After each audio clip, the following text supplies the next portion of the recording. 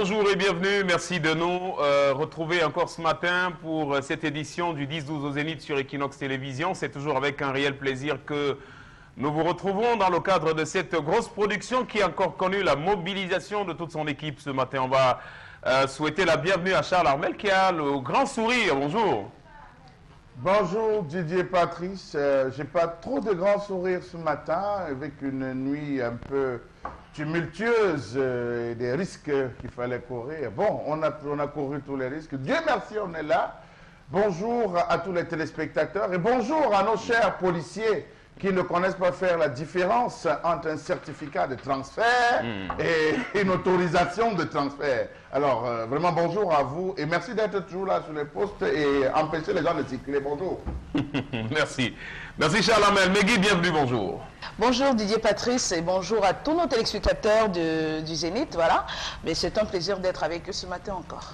Et tout à côté de vous, il y a Bombok Bengan qui se félicite, en tout cas qui se réjouit également de la petite visite du ministre d'État qui a fait un petit détour à Douala hier. En tout cas, on en parlait encore et certainement que nous y reviendrons. Bombok, bonjour et bienvenue.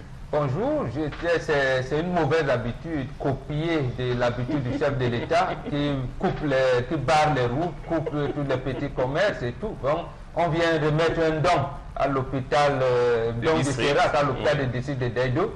On pense qu'on peut couper les routes, c'est bon. C'est comme ça que le pays ira à l'émergence. Merci. Nous en avons l'habitude, de toutes les façons, à chaque fois qu'il y a un événement comme celui-là, qui concerne effectivement les politiques ou certains dirigeants de ce pays, que les artères se retrouvent bloquées. Donc la circulation devient impossible carrément dans certains allées. Merci, en tout cas, c'est un tableau que nous avons enregistré hier ici même à Douala. Haribel est avec nous ce jour. Bonjour et bienvenue. Bonjour Didier Patrice, bonjour Charles Armel, bonjour Megui, bonjour Bonbon Méga et bonjour à vous à la maison. Pourquoi la tendance à toujours faire avec mes couleurs, les couleurs que je choisis, je sais pas. C'est l'amour, c'est que tu vas expliquer. Voilà comment tu as commencé. Je ne voulais pas parler, mais tu me pousses à parler. Et te dis à Neuf que reste tranquille. Oui, c'est vrai. Bon, voilà. D'accord. Enfin, nous, on va souhaiter également la bienvenue à nos charmants téléspectateurs qui ne manqueront pas de nous laisser. Elle a raison, elle a raison. Depuis là, vous mettez les mêmes couleurs, depuis hier. Merci, ça va. Merci pour la remarque. Et on pourrait faire la même remarque à mon extrême droite à un moment. Et bon, on peut bien la séparation de toutes ces tendances. Allez, merci, bienvenue, 10-12 au Zénith. Nous sommes encore là ce matin pour vous embarquer dans les méandres de l'information telles que revisitées par nous. Et nos différents analystes sur ce plateau, nous ne faillirons pas à la tradition. Il sera question pour nous de respecter l'ossature de cette production. D'ailleurs, voici l'histoire du jour qui nous est racontée par Haribel. Merci Didier Patrice, une fois de plus. L'amour, ça colle, ça donne. On s'en fout des jaloux. Voilà. Didier Patrice, je suis fatigué. Le moment où je vais être heureuse, on coupe ma joie. C'est quoi avec vous? Ma vie ne m'appartient plus. Ah bah, c'est même quoi? Mais ça va, une femme qui est venue se plaindre. Je dis encore bonjour aux hommes là qui veulent nous tuer, les hommes qui veulent nous donner l'AVC. Comme les enfants ne nous donnent pas l'AVC, non, ils veulent nous donner l'AVC. Vous voulez que nous on meure, n'est-ce pas? Mais on ne va pas mourir. Jamais. C'est une femme qui est venue me voir, non? Elle se plaint que son mari a un salaire comme ça, il touche gros. Ce n'est pas le genre qu'on demande de l'harcèlement là, comme paiement levé là. Il dit il touche gros, il a même le prêt scolaire. Tu vois, non? Mais il est irresponsable. Il ne s'occupe pas de sa famille. Les enfants, chaque jour, on boit le tapioca à la maison. Si la femme n'a pas vendu, c'est que c'est le tapioca qu'on va boire à la maison. Donc la femme là me dit qu'elle est fatiguée. Elle a trop supporté. Donc qu'elle a trop supporté, elle a même tapé même la main.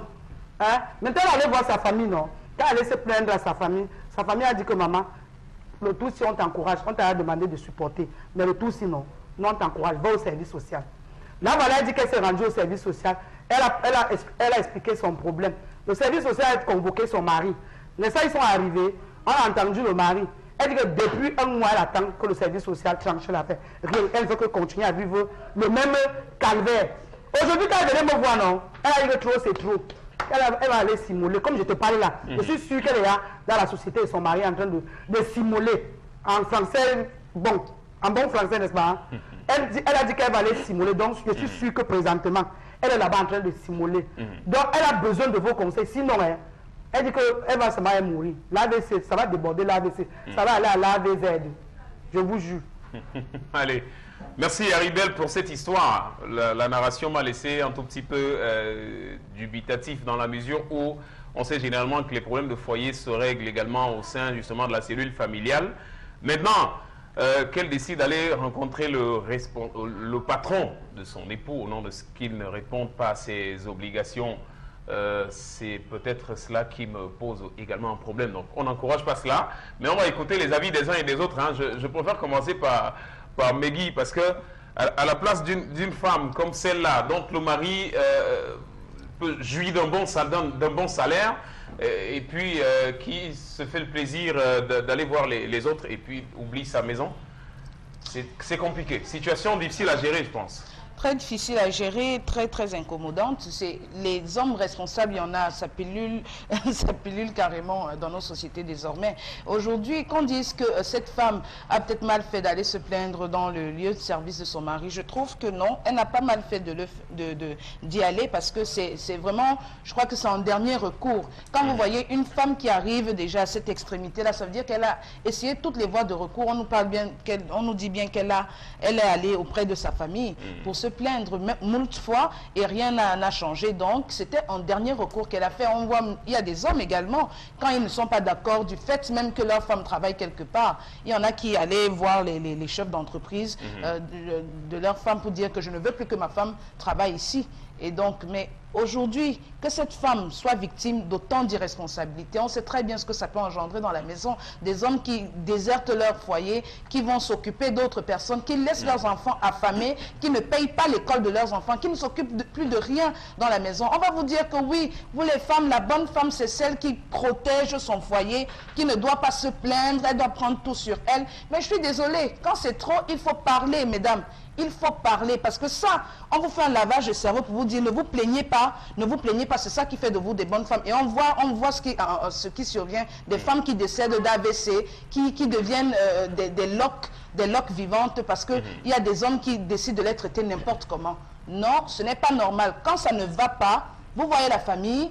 Si ça ne va toujours pas, vous utilisez des voies de recours qui sont nécessaires. Le service social est là pour vous protéger. Vous pouvez même saisir la justice. Il ne faut pas donner la main à ces hommes irresponsables là.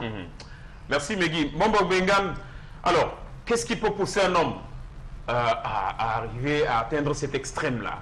C'est-à-dire que d'abandonner sa propre famille, pourtant il a suffisamment d'argent pour s'en occuper.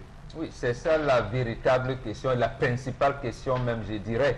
Mais cette question-là, on ne la pose pas souvent parce que les hommes, eux, ils préfèrent, je vais dire, ne pas parler. Ouais, ils parlent moins les hommes. Ils préfèrent subir en réalité, mais en subissant, ils commettent aussi des erreurs.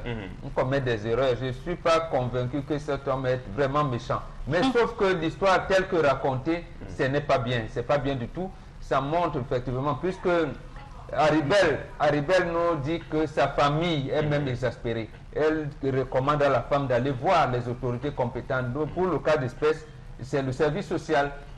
Et là, ça démontre également, j'allais dire, l'incurie, bon, permettez l'expression, moi je veux dire que le service social qui a la charge précisément de recadrer la vie des familles, y compris des enfants, la vie des familles, ces services sociaux-là ne réagissent pas promptement. Et encore qu'aujourd'hui où il existe un ministère de la promotion de la femme et de la famille, elle aurait pu, je veux dire, ces institutions-là, avoir encore plus d'éléments.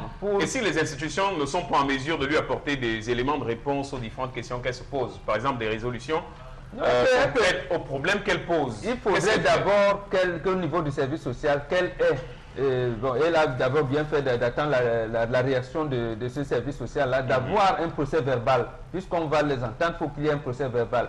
Il faudrait qu'elle pousse, peut-être ça aussi les femmes ne le savent pas, il faudrait qu'elle aille à la section sociale des tribunaux, ça existe également. C'est-à-dire que même si vous allez là-bas, vous allez dire, nous étions au service social, on ne m'a rien dit, vous allez au tribunal le plus proche, il y a une section sociale qui ne s'occupe pas seulement des entreprises. Mais on va vous dire, là-bas peut-être on pourrait même reporter le dossier au service social où le juge peut prendre le dossier et commencer à statuer. L'autre chose également, c'est que la femme, puisqu'elle est mariée officiellement, elle peut se plaindre également auprès des patrons de son mari. Elle a également, elle peut le faire. C'est vrai, c'est pas elle qui a signé un contrat de travail là-bas, mais elle peut le faire. Parce que moi, je connais une femme policière, une femme qui a épousé un policier. Je l'ai conseillé un jour, hein, parce que son mari l'avait menacé avec la. Je lui ai dit, va voir son commissaire.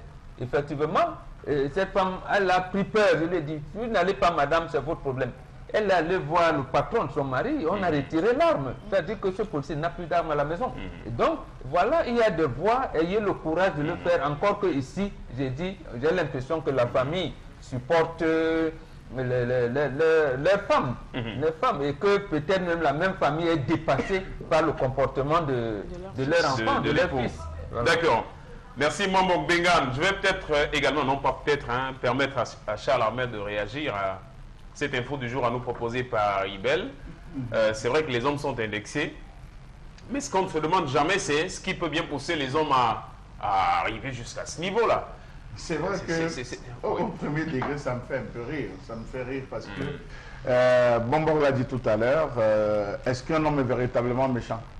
Je me pose la question. Est-ce qu'il existe d'être véritablement foncièrement méchant? Tant on sait qu'il y a toujours un facteur qui enclenche la méchanceté. Est-ce que le facteur vient de la femme? C'est une question qu'il faudrait se poser. Est-ce que le facteur vient de la société? Il faudrait se poser la question. Est-ce que le facteur vient, n'est-ce pas, de la famille aussi? Bon. Mais maintenant, dans l'histoire qu'on nous raconte, que Haribel nous a raconté, nous avons 3 problèmes qui sont soulevés. La première, la démission de la famille qui ne parvient plus à être conciliatrice, et qui présente là la démission aussi, ou bien disons le refus par les jeunes de pouvoir se soumettre à la responsabilité parentale. Le deuxième problème, c'est l'échec complet, total, absolu de l'administration camerounaise dans l'encadrement de la famille, dans l'encadrement social. Et le dernier point, c'est peut-être aussi un manque de responsabilité de certains patrons, c'est-à-dire sur le plan professionnel. Alors, je commence par le conseil, par la famille. C'est la fille qui se plaint à sa famille. En aucun cas, j'ai entendu parler de la belle famille. En aucun cas.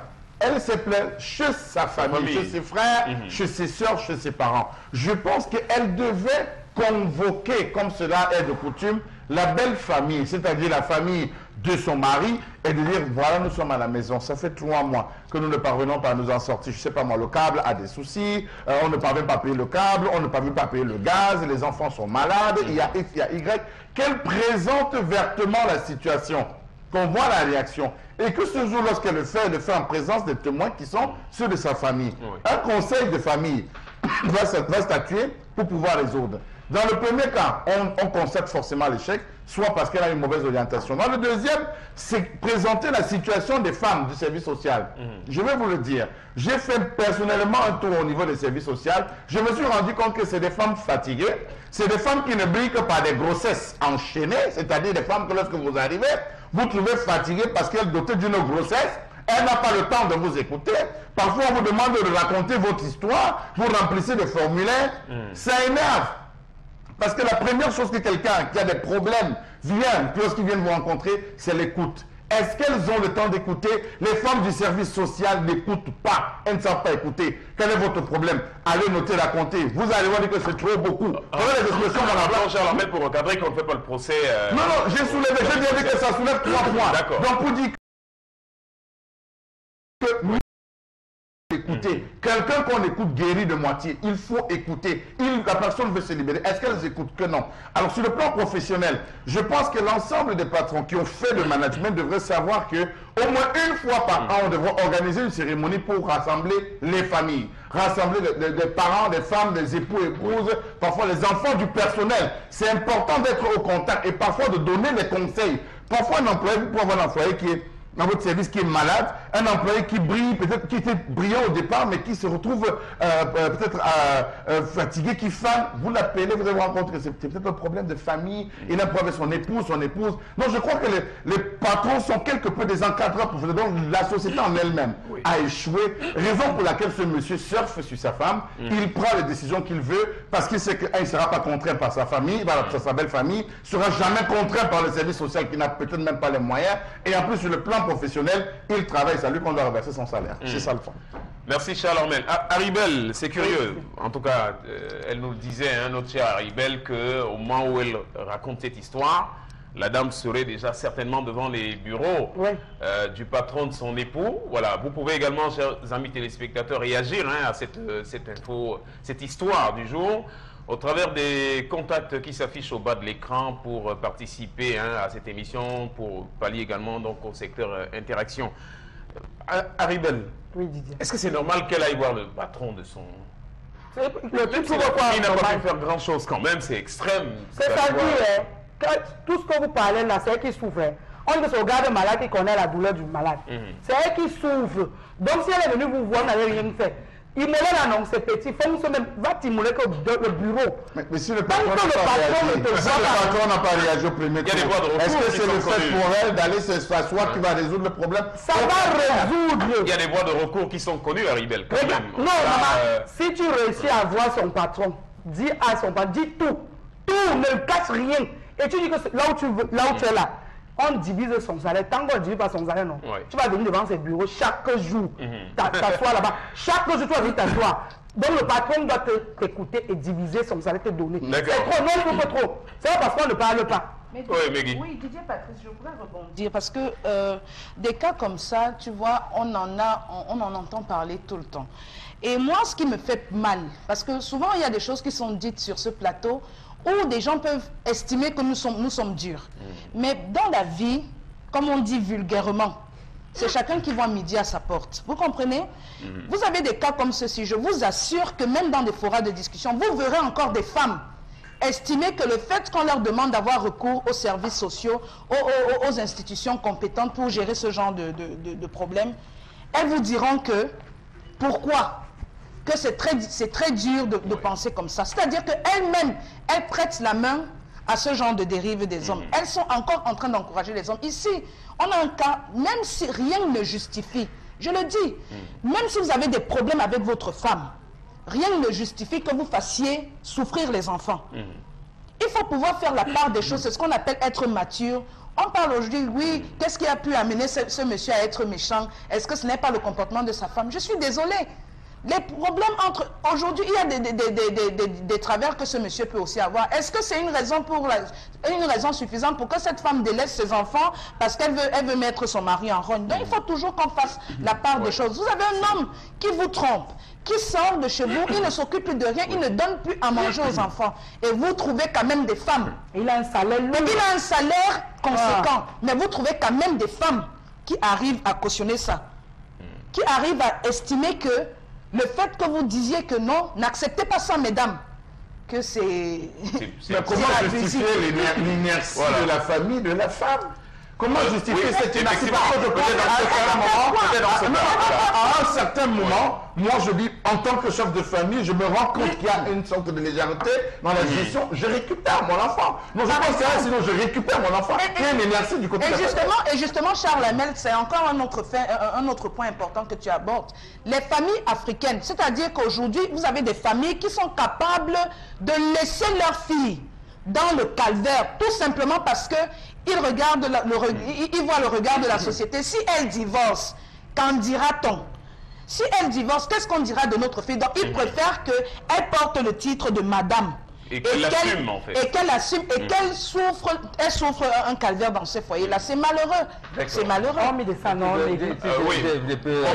pour sortir. Effectivement, c'est pour cette raison qu'on dit toujours à nos filles, à nos femmes, que ce n'est pas vous. Vous pouvez choisir un mari, mais laissez la communauté dire. Le problème, et là je partage le point de vue de Charles Lambert, c'est que la société nouvelle, je veux dire la société occidentalisée, pense que c'est la femme qui choisit son mari. Oui, et que personne n'a rien à dire. J'ai dit, si je l'épouse par ce monsieur, vraiment, voilà. Ça va donc apporter des dérives, au point où vous ne savez pas lire. Vous êtes donc demain face à des situations compliquées, comme c'est le cas ici, où on dit, ah, elle-même avait choisi. Elle-même avait choisi. Où se trouve donc, je veux dire, le pouvoir de la communauté, soit de la famille d'où tu viens ou de ta belle famille où tu es allé en mariage. Donc, qu'on revienne aux fondamentaux. C'est-à-dire que ce cas de cet homme, nous avons en Afrique des moyens coercitives pour corriger ces dérives-là. Oui. Il arrivait même, là je vais aller à l'extrême, il arrivait même qu'il y avait un homme qui était pervers. Chaque fois, son épouse souffrait de maladies sexuellement transmissibles. On interdisait systématiquement à cette épouse-là d'entretenir des relations avec son mari. On lui disait, bon, choisis quelqu'un. Là, vous parlez de la société africaine, oui, justement. Des cas extrêmes où il y avait un mari vraiment voyou. Délicat, on pouvait aller jusque-là. Mais bon, est-ce que dans le fond, ça résout vraiment le problème? Non, mais justement, ça résolvait le problème. Premièrement, il y a le problème de la honte. Comme cette femme va dire à son patron, au patron de son mari, comment ses collègues vont le voir? Peut-être qu'il est le premier à offrir les tours là, quand il termine le travail, les poissons braisés. Qu'est-ce qui explique même que entre le patron et le monsieur, ce n'est pas le bonnet blanc, bonnet? Voilà, je ne comprends pas qu'un patron puisse écouter une femme qui vient se plaindre avec les enfants en détresse, sans toutefois convoquer l'employé, convoquer les deux, les retrouver même un soir en disant je vais vous entendre, qu'est-ce qui ne va pas chez vous, et peut-être menacer l'homme en disant ok, comme c'est qu'il en est question, même le travail, vous allez arrêter ce travail. Ou même puisque la femme est mariée, nous allons, si vous le permettez, sortir du sujet. Merci infiniment pour vos différentes réactions. C'est vrai que les avis sont partagés parce que le sujet peut également déchaîner beaucoup de passion. Vous avez, vous, téléspectateurs, la possibilité de nous laisser des messages. Nous les rendrons. D'ailleurs, Meggy va nous en donner une petite lecture. Voilà, donc j'encourage l'acte de cette femme. L'acte que cette femme a posé, elle a usé de tous les moyens. Son mari n'a pas réagi. Donc, n'a pas changé, pardon. Ce qui est sûr et certain, c'est qu'elle aura une suite très favorable venant du patron de son mari. Les femmes qui ont ce genre de mari supportent beaucoup ce manque de responsabilité. C'est Orline Laure. Là, c'est une entrave, c'est un trouble public. On peut lui porter plainte pour trouble public. Le simple fait de venir faire un sitting comme ça devant la structure d'entreprise, c'est un trouble à l'ordre public. Oui, c'est une infraction. Elle peut l'entreprise soumettre son problème au patron. Elle est fatiguée de supporter. Tous les moyens sont bons. S'il faut faire ça, non. Si elle voit que ça a réussi, pourquoi les enfants iront où? C'est trop.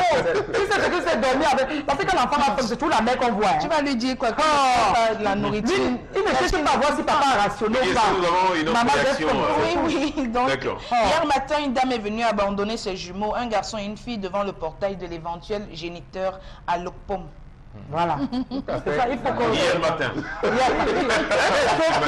ce moment, il faut se faire accompagner d'un procès verbal de service social. C'est ça. Là, vous êtes protégé un peu. Alors, pour le cas échéant, je pense que le recours au service social et au lieu de service de monsieur ne devrait pas passer avant des tentatives échouées de rencontre de la belle famille. Toutefois, je condamne avec grande énergie le comportement du monsieur. C'est Narcisse de village. Il y a trop d'hommes responsables ici. Bon, ils sont nombreux. C'est un minimum. On va faire le procès aux hommes parce que il y a un qui s'illustre au travers effectivement de ce type de comportement qui ne sont pas en faveur effectivement de la sérénité au sein de la cellule familiale. D'accord, Meggy, on poursuit. Quand ils sont avec les amis, non, ils vendent les femmes alors qu'à la maison, ils ne font rien. Tu vois, non, Didier? Oui. Quand ils sont dehors avec les amis, non, ils vendent les femmes. Mais tu ne les vois jamais avec les femmes. Donc, c'est la femme qui pousse l'homme, elle a la tête dehors où elle fait le chantage avec les enfants. Non, c'est pas un problème de chantage. Encore qu'il y en a des femmes qui font beaucoup de chantage aux hommes au nom de ce qu'ils... Alors, moi j'ai une inquiétude. L'inquiétude que j'ai, c'est que je m'attendais à ce qu'elle dise que son mari ne rentre jamais, qu'il ne rentre jamais, qu'il passe le temps, mais c'est quand même un homme qui rentre dormir chez lui. Voilà. C'est un homme qui est présent à la maison, mais qui ne réagit pas. C'est l'histoire. Je m'en tiens à l'histoire. J'ai pas voulu entrer là-dedans.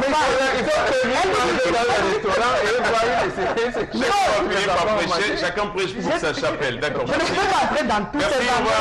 On va s'arrêter, je vous en prie, je propose ce stop qui va consister à prendre la colère de Charles Armel parce que déjà l'histoire du jour suscite beaucoup de réactions sur ce plateau. J'imagine également pour vous qui nous regardez à la maison, donc ne manquez pas de nous laisser un message sur les contacts qui s'affichent au bas de l'écran. Voici la colère de Charles Armel, une colère qui va s'attaquer à une problématique, on le sait lorsqu'on parle effectivement du continent africain et de certaines habitudes qui ne sont pas en la faveur effectivement de la santé publique. On parle de dépigmentation. La colère de Charles Armel.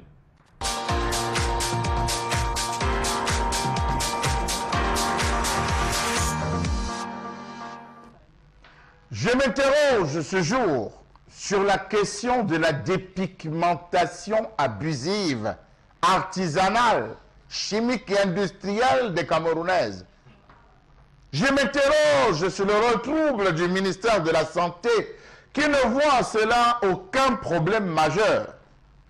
De Douala à Bafoussam, de Yaoundé à Bolova, d'Awa à Batouri, le problème de dépigmentation où le phénomène est devenu à la mode. Les champs lexicales sont assez vastes. On parlait de caribou, on parlait de tolérie, on parlait de tunage, Fanta Coca, caribou choui ou depuis quelque temps, Ndjansang. C'est quoi le Ndjansang? Posez-vous la question. Savez-vous que cela fait un peu plus de 15 ans que le phénomène a pris de l'ampleur dans les domiciles où enfants et parents partagent les mêmes réseaux de dépigmentation? On ne sait plus qui est qui fait quoi. Comment comprendre le fait que les femmes au teint noir naturel sont en voie de disparition dans les rues de nos principales villes? Savez-vous que la majeure partie de nos sœurs, nos mamans et même nos frères pratiquent déjà la dépigmentation de la peau, communément appelée ici chez nous Ndjansang? Quelle est l'origine de cette pratique honteuse? Pourquoi les hommes et les femmes s'éclaircissent-ils la peau? À quoi ces acteurs sont-ils exposés? Comment comprendre le fait que les publicités à coups de millions poussent les femmes à se jeter sur les dits produits? Comment comprendre ces chimistes de premières heures qui composent des produits dans les quartiers pour la dépigmentation? Savez-vous qu'aujourd'hui, ce phénomène est plus présent dans les campagnes où le taux d'incidence est désormais plus poussé? Faites le tour des marchés de nos principales villes, vous comprendrez de quoi je parle. À chacun son spécialiste, son lait et sa composition. Savez-vous que les femmes de tout âge et de toute couche sociale s'y bousculent pour se procurer lotion, pommade, crème et savon préfabriqués au Cameroun ou importés d'autres pays d'Afrique, d'Europe et d'Asie? Savez-vous qu'à ce jour, presque tous les instituts de beauté proposent des produits décapants à leurs clients, composition propre?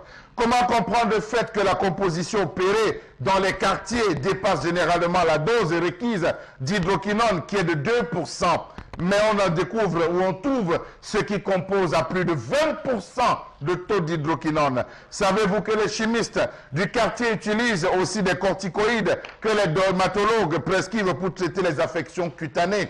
Savez-vous qu'en plus de certaines, ou dans certains cas, certaines femmes vont jusqu'à se faire injecter des kinacor, produits destinés à soigner les rhumatismes? Savez-vous que d'autres poussent le bouchon loin en utilisant aussi des crèmes qui contiennent des dérivés du mercure?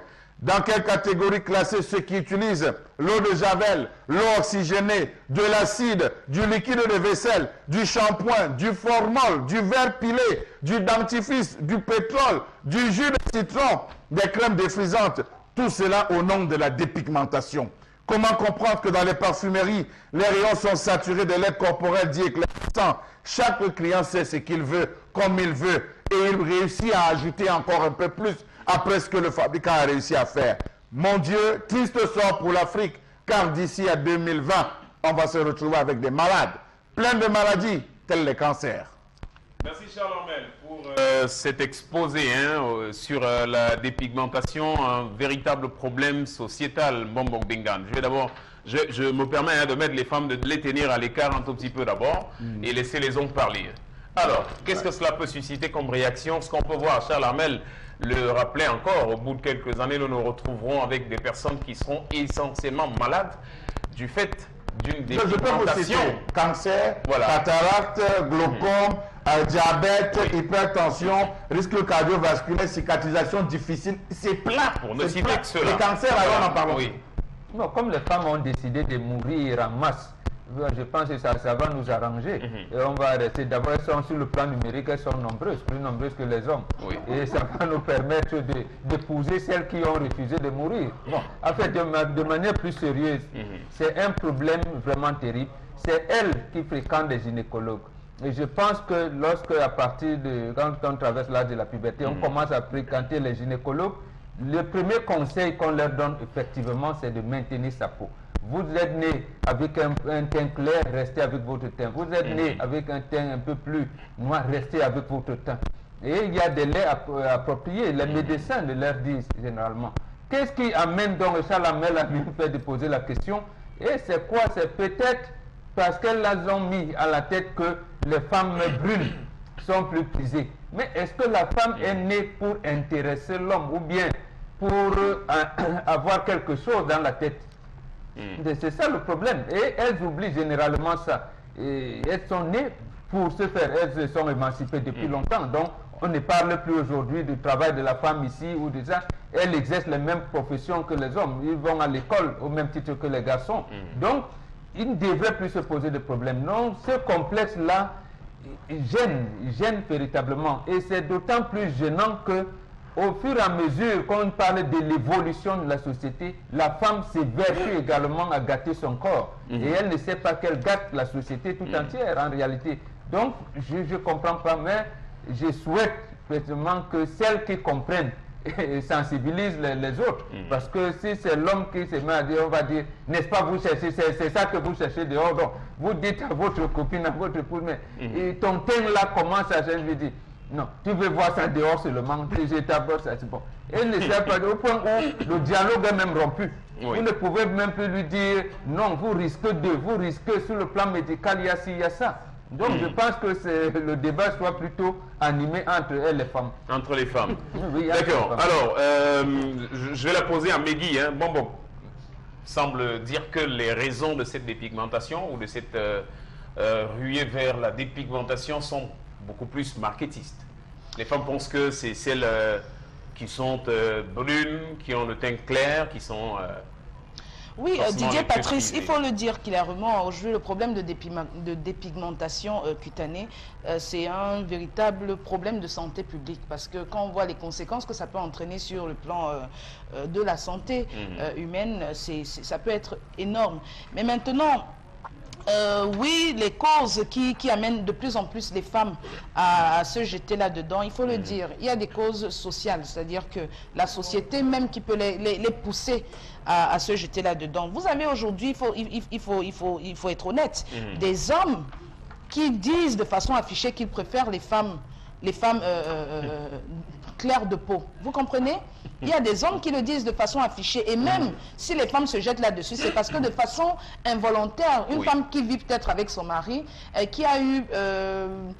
avoir des femmes vers qui son mari est parti, ça peut exister dans des couples, des cas, elle remarque que non, ces femmes généralement sont toujours claires de peau et de façon involontaire, elle peut se dire que bon, si mon mari y va, ça veut dire que c'est peut-être ce qui lui plaît et elle peut être poussée justement à faire ce genre de pratique. Mais même aujourd'hui, on décrit la dépigmentation, ce n'est pas bien. Mais est-ce que la société, même l'État, prend vraiment ce problème à bras le corps? Quand on sait que des produits cosmétiques sont vendus dans les marchés sans véritable contrôle. On va vous dire que ok, les produits qui contiennent de l'hydroquinone ne doivent plus être commercialisés. Mais on sait très bien que c'est faux. Même si sur les emballages, on voit les composantes de ces produits, il n'y a pas hydroquinone marqué. On sait très bien que c'est faux. Il y a des corticoïdes et tout ça qui agissent négativement sur la peau. On laisse des filles qui font des compositions de lait prospérer dans ce domaine-là. C'est-à-dire qu'elles ont même aujourd'hui des showrooms, c'est l'État qui laisse faire. On sait très bien que voilà, quand elles mettent bien composition de lait, est-ce que justement des enquêtes sont menées pour voir si effectivement elles ont qualité à pouvoir le faire? Est-ce qu'elles ont été... les résultats parlent peut-être pour elles en leur faveur. Hein. Voilà, cosmétologue, oui, les résultats parlent pour elles. Moi, je dis que aujourd'hui, il y a plein de secteurs comme ça qui peuvent nuire à la santé. Et l'État laisse faire. L'État laisse faire. Mais par contre, il ne faudrait pas qu'il y ait d'amalgame. Parce que l'amalgame aujourd'hui voudrait que, généralement, maintenant, quand une femme est brune ou claire de peau, on estime qu'elle se décape. Mais non. Non, qu'on ajoute qu'elle a renforcé. Voilà, quelque chose comme ça, qu'elle se décape, qu'elle a renforcé. Il y a cet amalgame-là. Et quand vous allez même sur la toile, désormais, il y a des sortes de clashs entre des filles qui sont de couleur de peau noire, ébène, et des filles brunes. Oui, je suis black, machin, fière de l'être. C'est comme si celle qui est claire de peau n'est pas africaine. Non, il ne faut pas qu'on fasse l'amalgame. Nous sommes toutes des africaines. Mais une dernière précision, c'est que même ces produits qui ne sont pas réputés être décapants peuvent être aussi nocifs. Parce que, jusqu'à preuve du contraire, c'est des produits faits à base d'éléments chimiques qui ne nous garantissent pas toujours. Donc, il ne faut pas penser que c'est forcément les produits qui changent la couleur de la peau. Parce que ces filles qui composent les laits, elles ont si vous menez une enquête, vous allez vous rendre compte qu'elles ont des produits pour être métisses. Elles ont des produits pour être teint chocolat. Elles ont des produits, mais c'est elles qui composent. Est-ce que vous comprenez? C'est elle qui compose. Oui, c'est elle qui compose. Donc, si tu veux, c'est par échelon. Si tu veux être métisse, elle va te faire la composition qui sied. Si tu veux maintenir comme Haribel, elle te fait la composition. Ou bien tu veux nettoyer, elle te fait la composition. Donc, ce n'est pas forcément les produits qui changent la couleur de la peau qui peuvent être nocifs. Les conséquences peuvent être dures quand même, Haribel. Très, très dur. J'aime bien, hein. La peau, très très dur. Voilà. Tu es le seul tu es le seul qui a déclaré que tu aimes une fille noire. Tous les hommes maintenant le taxi. Tous. Ils ne veulent plus les... Oui. Le taxi. C'est la préfet brune. Taxi jaune.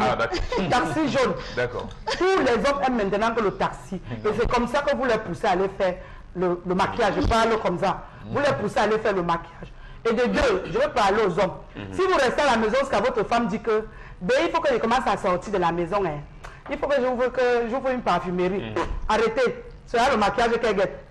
Toutes les femmes qui ont la parfumerie, elles testent d'abord que sur leur peau. Parce qu'il faut qu'elles mettent ça pour attirer les clientes. Hey, tu as fait un tour dans les boutiques, dans les parfumeries. Elles ont que les boîtes.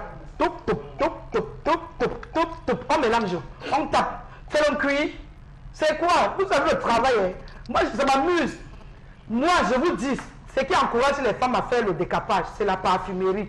Quand une femme commande déjà la parfumerie, automatiquement, elle va enlever ça parce qu'il faut attirer les clients. Et ici au Cameroun, il y a 2 régions. C'est comme si là-bas, c'est automatique, c'est écrit qu'il faut faire ça. D'autres prennent même que le samboul ou l'eau de javel. Elles mettent sur leur place, ça sèche sur le soleil. Le soleil frappe, ça brûle, ça brûle, ça brûle. Et le mari aime ça. Quand le mari rentre, quand il voit que ça a un peu évolué, il dit waouh chérie, ça a évolué. Hein? Le mari encourage. 2 régions, tu vois les régions là. Je ne veux pas citer, parce que c'est site. Quelqu'un en face de moi peut se fâcher. J'ai dit qu'ils mettent que le samboul. Ils mettent que le samboul, ça sèche au soleil. Donc c'est automatique. Donc c'est comme si c'est obligé chez eux. Quand elle quitte du village, elle arrive ici, elles sont noires comme moi là. 2 jours après, c'est le mari, comme il ne rationne pas beaucoup, non. Quand il commande, quand il veut que sa femme commence le maquillage, il laisse maintenant que 1500. 500 c'est pour son savon, 1000 francs c'est pour le couscous sauce tomate. C'est comme ça qu'ils font. Méfiez-vous, c'est pas bien. Vous avez suivi ce que Charles a cité, non. Le cancer vous guette. D'autres s'injectent eux-mêmes. D'accord. Au niveau des pratiques, il y a également les injections. Ça fait qu'il n'y a pas le Fanta Coca. Quand une fille ne veut pas qu'on la taxe de Fanta Coca, non. Elle passe qu'à l'injection. Après demain, dès que tu vas accoucher, on dit opération. On ne parvient pas à coudre ta peau. Après, on dit que tu es morte. On commence à accoucher au grand beau village. Alors que c'est le maquillage. Mais ce qu'il faut retenir, je vais te dire à Haribel que parfois les injections. Ou alors, il y a un nouveau système, les gélules. Attendez, vous le confirmez ou plutôt si les gélules et les injections, ça existe. Il y a des injections, c'est-à-dire que quand vous entendez parler de glutathione, de glutax et tout, les noirs, nous, on a beaucoup de mélanine. C'est pour ça qu'on a la peau foncée. Les blancs, par contre, ont une autre molécule qui fait en sorte qu'ils aient la peau plus clair. Donc généralement le glutathione, je crois que c'est prélevé c'est cette molécule là qu'on met dans des... Mais on va vous dire par contre, les cosmétologues, certains vous diront que c'est même mieux ces gélules de glutathione. C'est pour ça que ça coûte très cher qu'on prend, parce que c'est moins nocif que par exemple les injections, que les produits qu'on met sur la peau, parce que ça détériore immédiatement l'épiderme et tout. Donc, mais parler il faut pas qu'on oublie aussi certains points. Quand les gens parlent de naturel, il faut être naturel. Il n'y a pas que des problèmes de dépigmentation. On va au marché, il faut peut-être rappeler à ces femmes qui pensent que oui, on est naturel parce qu'on se... Mais quand elles vont au marché, par exemple, mettre les faux cils là, on leur met la colle. Oui. On leur met la colle. Moi, je connais une femme qui a eu ses yeux fermés avec le super glue. La faux cils. Oui, on met la colle là. C'est ça être naturel. On met la colle, on met la colle là, on met des faux cils. Même le défrisage. C'est le nyanga? Même le défrisage. Les gens, oui, ok, tu ne fais pas, mais le défrisage, quand on te met des produits sur le cuir chevelu, il y a des femmes qui ont eu beaucoup de problèmes à cause du défrisage. Les crânes qui se sont vus brûler et tout. Donc, vraiment, il y a plein pour ce qui est de la beauté de la femme et tout ça, tous ces produits qu'on utilise, il y a plein de choses sur lesquelles on devrait peut-être parler. Alors, maintenant, je vais inviter un Mbombock également à réagir sur ce volet qu'on ne peut pas négliger parce qu'il faut bien que nous retenions quelque chose. Les conséquences, semble-t-il, sont irréversibles parce que généralement, quand l'épiderme est détruite, c'est difficile de revenir à la peau normale. Charles Hamel en a relevé tout à l'heure. Voilà. Le cancer. Moi, je pense que les médecins sont même passés ici une fois en disant, voilà une femme qui accouche comme la césarienne est devenue comme une épidémie aujourd'hui. C'est-à-dire que, bon, là je les accuse, même le personnel médical n'accompagne plus la femme qui est en travail et a accouché normalement, on dit césarienne. Vous procédez par la césarienne, on n'arrive plus à faire des points de suture. Parce que véritablement, votre peau ne tient plus. Votre peau ne tient plus. Et il y a d'autres choses, ce cancer dont vous avez relevé tout à l'heure. Il y a d'autres maladies qui surviennent, l'eczéma, l'eczéma et tout, beaucoup de choses, beaucoup de maladies. Et celle qui voulait donc être belle, elle va se mettre à se cacher. Finalement. Alors, oui, Charles Hamel, les femmes sont pourtant au courant de tout ce qu'elles risquent. Non, les femmes ne sont pas au courant. Elles ne sont pas au courant des risques. Vous savez, avant de faire... c'est elle qui parle de Fanta Coca. Non, je dis, Didier Patrice, les femmes ne sont pas au courant parce que lorsqu'une femme est animée par une intention, une idée, tant qu'elle n'est pas allée jusqu'au bout de sa logique, non, rien ne peut l'arrêter. C'est pour ça que je dis non, mais elles savent quand même beaucoup. Elle peut. Parce que vous allez me dire qu'elles font pour plaire. Mais la femme qui fait pour plaire se sert du miroir de l'autre, c'est non de son miroir. Regardez ces femmes, elles sont les premières à se mirer devant les voitures. Asseyez-vous un jour dans un carrefour, vous voyez les véhicules stationnés, vous allez voir des femmes passer, regardez comme ça là, à toucher. Oui, parce que ça commence par elles, ça commence par elles. Les femmes utilisent moins les rétroviseurs, plus les rétroviseurs dans les réels que les miroirs, au bout du téléphone. Donc c'est pour dire véritablement que c'est d'abord pour elles. Personnellement, avant d'être pour l'autre. Voilà. Parce que si c'est pour l'autre, elle va se lever le matin et dire, chérie, tu me vois comment elle va dire que l'autre a exagéré déjà. Arrête. Bon, elle voudrait atteindre le degré de la perfection. Regardez nos artistes musiciennes. Regardez le teint qu'elles avaient avant. Regardez le teint qu'elles ont aujourd'hui. Je peux citer à l'appel. Aujourd'hui, elles sont devenues jeunes. Elles sont devenues jeunes. Elles ne sont plus belles. Elles représentent un risque. Je pense que le ministre André Mamafouda, au lieu de faire des promesses par rapport aux kits de dialyse qui ne vont jamais arriver, devrait s'atteler là-dessus en disant attention, c'est grave. Alors, il a le rôle, quoi, par exemple, le rôle de la norme.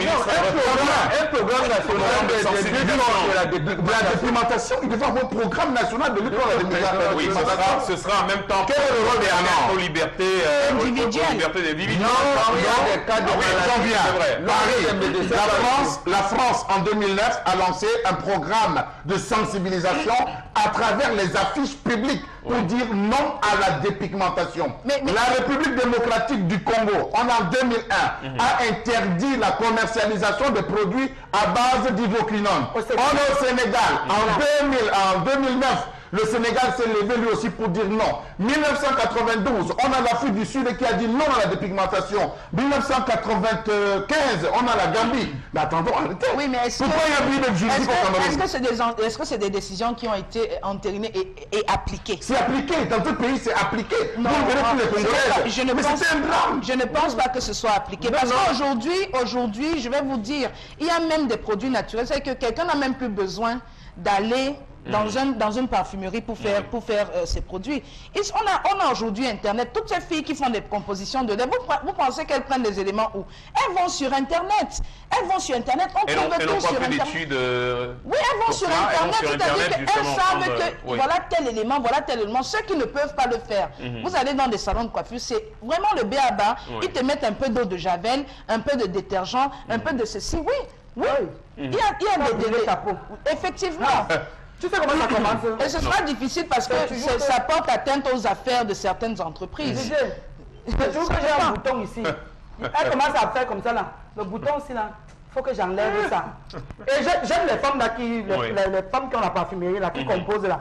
Quand tu arrives le premier jour, non, elles te composent d'abord ce qui va te donner le Kamnogo. Non, je les apprécie. Parce qu'elles ne donnent jamais le direct. Parce qu'il faut qu'elle mange bien l'argent. Il y a un processus, oui. Oui, elle te compose d'abord ce qui va de le Kamnogo. Oui. Maintenant, quand tu constates que c'est parti d'un bouton au Kamnogo, tout le corps. Tu reviens, tu dis que, ouais, regarde ce que ça fait. Elle dit, celui que tu n'as pas bien utilisé. Attends, je te compose encore l'autre. Tu as combien? Tu donnes. Elle compose encore. Ça lève sur le bras gauche, ça n'enlève pas sur le bras droit. Tu reviens, je vous aime. Tournez les trous comme ça là jusqu'à. Peut-être qu'on finit par comprendre, ils vont se fatiguer. Arrivel, on va observer une petite pause aussi avec les messages qui nous sont parvenus. Voilà, donc depuis là vous parlez des femmes, même les hommes même sont pleins dans le Jangsang maintenant. Absolument. C'est même lui qui va dire à sa femme, chérie, le lait est fini, n'oublie pas la lotion et le savon. Arrivel a dit ça ici, que c'est un qui dit que prends le chabou là. Oui, mais moi je connais une dame qui te dit clairement que c'est son mari qui lui a dit que je veux que tu deviennes brune. Et que quand elle arrive même pas à mettre le lait. Pourquoi? C'est leur choix. Elle n'arrive pas à mettre le lait sur son dos. C'est lui qui vient y mettre. Mais ce choix-là, c'est la perversion. J'arrive pas à comprendre que les hommes puissent amener leur femme à... Si, mais je souhaite quand même, on peut aller... Comment cherche-t-il Mombo finalement? Il veut une femme brune. Il s'est trouvé que celle qu'il aimait n'était pas brune, il faut donc la rendre brune. Oui. Alors moi je veux dire, est-ce que vous savez qu'il y a des femmes aujourd'hui, parce qu'on est en train de lui parler, mais ça fait rire, mais moi je suis très choqué du fait que le ministère de la Santé ne prenne pas ses responsabilités. Sur une échelle de 100 bébés, savez-vous qu'environ 40% des bébés qui naissent commencent la dépigmentation via leur maman. Les mamans qui ont fait la dépigmentation, qui elles-mêmes dépigmentent leur peau, continuent de peur qu'on dise que comment tu es brune, ton enfant est noir. Comment tu es brune, ton enfant est noir. Elles commencent à maquiller leur enfant, à dépigmenter la peau de leur enfant. L'enfant grandit avec une peau instable. Ça, il faut le décrire aujourd'hui. Je crois que le ministère, le gouvernement devrait prendre en charge ce type de phénomène. De nombreux enfants, là, on est toute une sensibilisation autour, hein, parce que si les femmes arrivent également à vouloir influencer effectivement la croissance de leurs enfants et surtout le teint de leurs enfants, c'est un problème. D'accord, allez, on a quelques messages encore. Voilà, les femmes doivent savoir que la dépigmentation a de nombreuses conséquences. Ma voisine le faisait après une césarienne. Elle a perdu sa vie parce qu'il n'y avait plus possibilité de coudre car la peau du ventre était trop flasque. Absolument. Ça vient le plus souvent et régulièrement. Oui. Il faut vérifier, il faut contrôler les mamans. À une certaine époque, c'était devenu comme une tradition dans les deux Congos, hein, parce que hommes comme femmes, tout le monde s'est dépigmenté. Je ne sais pas pourquoi. D'autres messages pour du sujet. Je constate une nette disparition de notre huile noire de palmiste.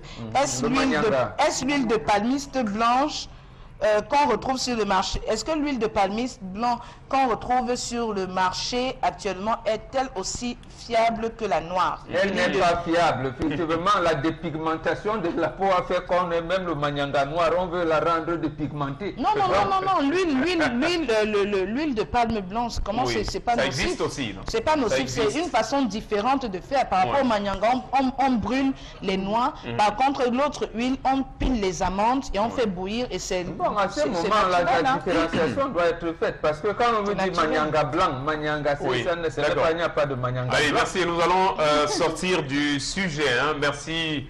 La colère de Charles Armel qui continue de susciter des réactions sur la toile et via le numéro de téléphone qui s'affiche au bas de l'écran. Les avis sont partagés sur la question. Comprenons également qu'il s'agit des libertés des uns et des autres, donc on peut comprendre le choix de certains. Merci. On va observer une petite pause et après quoi nous serons revenus pour la seconde partie de cette production du jeudi.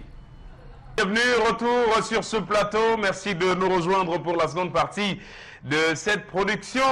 Rému La Bouteille, merci pour cette belle chanson qui nous a été proposée par notre régie technique pour justement saluer tous ces enfants qui ont passé avec brio leur baccalauréat. On pensera à Jordan Guangfo qui a eu son bac, c'est bien.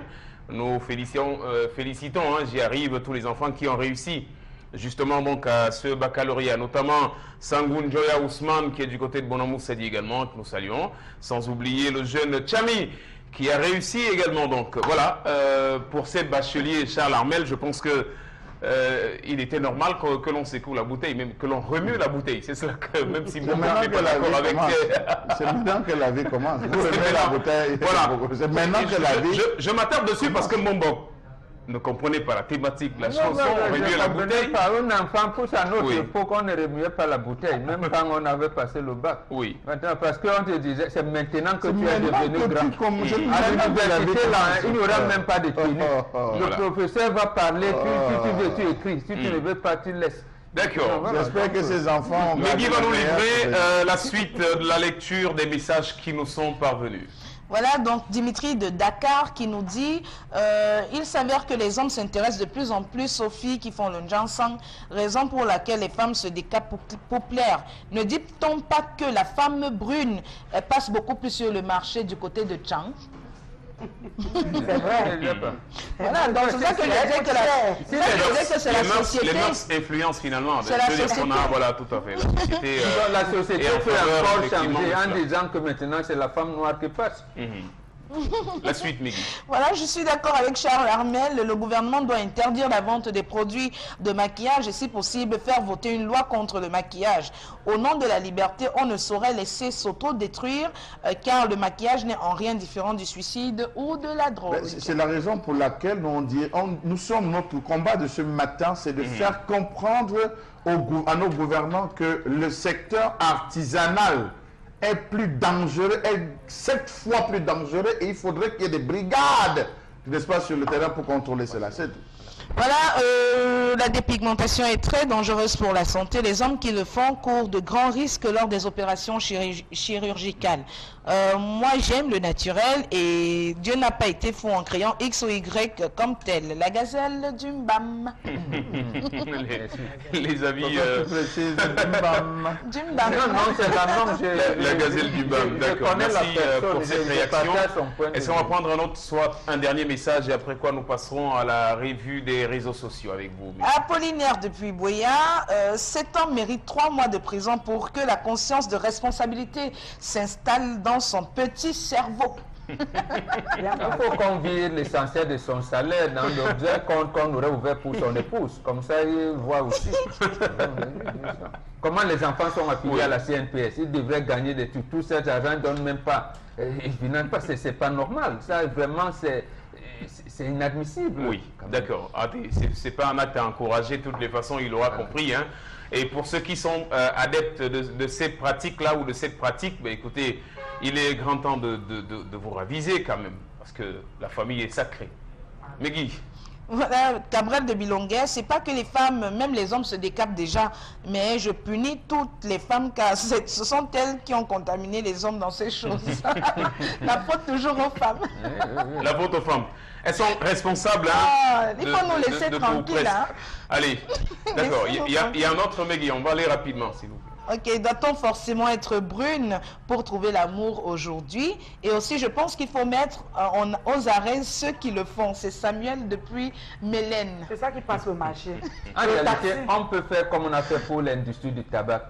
On a exigé qu'on écrive sur le tabac nuit dangereusement à la santé. Pour amener... Mais vous pensez que les femmes qui le font, elles savent très bien que c'est nocif. Il faut préciser, Mbombo, que les principes de la norme voudraient vrai que les entreprises qui ont reçu l'homologation de commercialisation de ces produits respectent à leur niveau les taux requis. Mais c'est le secteur artisanal qu'on ne voit pas. C'est un secteur qu'on ne voit pas. Et c'est la raison pour laquelle nous décrions aujourd'hui que ce secteur véritable, on ne devrait pas retrouver n'importe quel type de gélule commercialisée. On ne devrait pas retrouver des injections, n'importe quel type d'injection, parce que ça va détruire la mélanine commercialisée. On ne devrait pas laisser dans les quartiers. Moi, je parle des quartiers. Vous ne vous rendez pas compte. Nous ne parlons pas de la superficie. Je parle du quartier. Ce que les gens vivent dans les quartiers, les compositions du quartier. Mon Dieu, vous ne pouvez pas vous imaginer. Il faut que des brigades descendent et contrôlent. Que les parfumeries, qu'ils arrêtent d'assembler des produits et tout, et qu'on soit mélangé. C'est ça qui est en danger. Et ça qui devrait être... Je suis de ceux qui pensent qu'au-delà, effectivement, de cette répression, on peut également procéder à des séances. Ça ne changera rien. Moi, je dis... sensibilisation pour que les femmes prennent conscience de ce que les conséquences de ces pratiques sont irréversibles et extrêmement dangereuses pour la santé. Voilà la vérité, en fait. Et c'est ça qu'il faut dire aux gens. Un programme national de lutte contre la dépigmentation. On peut prendre même, je pense que l'ordre des médecins, parce que les médecins reçoivent ces femmes-là dans leur cabinet. Il les dit, il les associe. Et c'est elles qui les amèneront là où on fait l'injacent, dans les quartiers là et tout. Et puis ils vont commencer à arrêter. La solution, c'est peut-être... Merci. Excusez, nous allons sortir du sujet. C'est vrai qu'il déchaîne les passions, vous l'aurez compris pour vous qui nous regardez à la maison. Voici la revue du web. Ok, merci Didier Patrice. On va donc aller sur les réseaux sociaux. Qu'est-ce qui se dit? De quoi parle-t-on sur les réseaux sociaux? En premier, on va parler de l'éducation au Cameroun et plus précisément de l'ENIEJ, où on constate que les jeunes Camerounais sont de moins en moins attirés par ces écoles normales d'instituteurs. En effet, sur 1510 places ouvertes dans les écoles normales d'instituteurs de l'enseignement général de Bouddha, Bafang, Banjoun, Baham, Baganté, etc., seuls 565 candidats se sont inscrits. Selon certaines analyses, l'État pourrait donc être bien obligé de fermer certaines écoles normales de l'ENIEJ, voilà. Et la cause de cette désaffection serait pour certains internautes le recrutement hasardeux des lauréats de ces écoles-là et de la fonction publique, et surtout le brouillard qui entoure le processus. Peu de diplômés choisissent désormais d'aller à l'école normale, alors que le nombre d'enseignants nécessaires pour combler le déficit sur le terrain dépasse les 30 000. Donc le contraire est pourtant observé à propos des concours de la police. Oui, il faut comprendre. Ça fait depuis plus de 10 ans, l'État ne recrute plus les instituteurs. Et certains qui ont été formés, on les a transformés pratiquement en maîtres des parents. C'est-à-dire que c'est les parents qui, dans nos écoles, recrutent et les payent à travers une association des parents d'élèves et des enseignants, ou encore les ministres y ont mis des enseignants. C'est-à-dire que les parents d'élèves ne gèrent même plus véritablement ces fonds-là pour payer les encadreurs de leurs enfants. Les enseignants lui ont mis l'œil et c'est les chefs d'établissement. Et là, voilà une faillite alors de l'État maintenant. C'est-à-dire, hier, on avait les enseignants indignés qui sortaient de l'école normale supérieure, qui passent 5 ans sans salaire. Ici, c'est plus de 10 ans. Ça veut dire que je partage le point de vue de cet internaute qui a dit mieux vaut les fermer. À quoi servent donc les instituteurs? Puisqu'ils sont vacataires, ils resteront vacataires toute leur vie. À quoi sert donc cette formation-là, alors que les écoles primaires et maternelles ont besoin d'enseignants et l'État ne les recrute pas? Là, il faut abandonner. Au moins, les Camerounais ont pris une décision. Le problème justement de l'insertion et finalement de ceux qui sortent de l'ENIEJ, diplômés et tout cela, c'est peut-être pour résorber à la question épineuse qui est celle du chômage, parce qu'on sait que le privé s'est fortement investi dans l'enseignement, dans le système éducatif camerounais. Aujourd'hui, on trouve que l'État ne fait pas grand-chose. Quand on essaye de regarder, de comparer les systèmes, quand on va en Occident, on voit comment les enseignants, les instituteurs sont chouchoutés, les instituteurs sont choyés, parce que ce sont eux qui voient. C'est comme si vous avez une feuille vierge. Et sur cette feuille vierge, vous devez tout écrire. C'est ça le rôle de l'instituteur.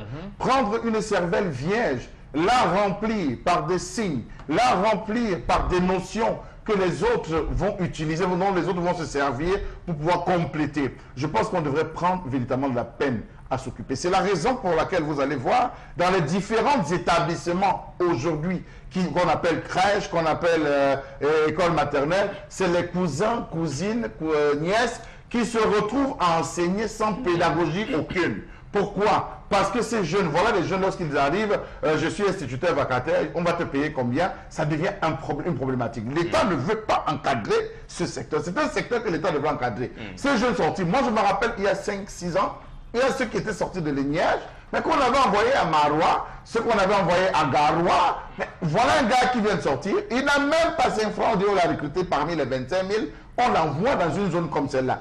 Il va avec quoi? Il s'installe comment? Donc, je pense qu'il faut revoir. Moi, je partagerai même l'avis. Public, hein, sur la question, on en a parlé longuement. Il n'existe pas suffisamment de politique. Je partage l'avis de cet internaute qu'à la fin, on va se retrouver à fermer vraiment ces différentes structures.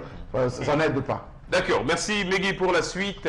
Voilà donc l'autre sujet qui concerne la commune de Douala 3e où il y a un personnel fictif qui a été décelé donc par une mission de contrôle du ministère des Finances, des personnels fictifs à la commune de Douala 3e, je précise. Cette commission aurait donc détecté de nombreuses irrégularités sur la situation administrative et salariale de nature à plomber l'activité de cette commune-là. Mission instruite par le ministre des Finances en la personne de Alamine Ousmane May.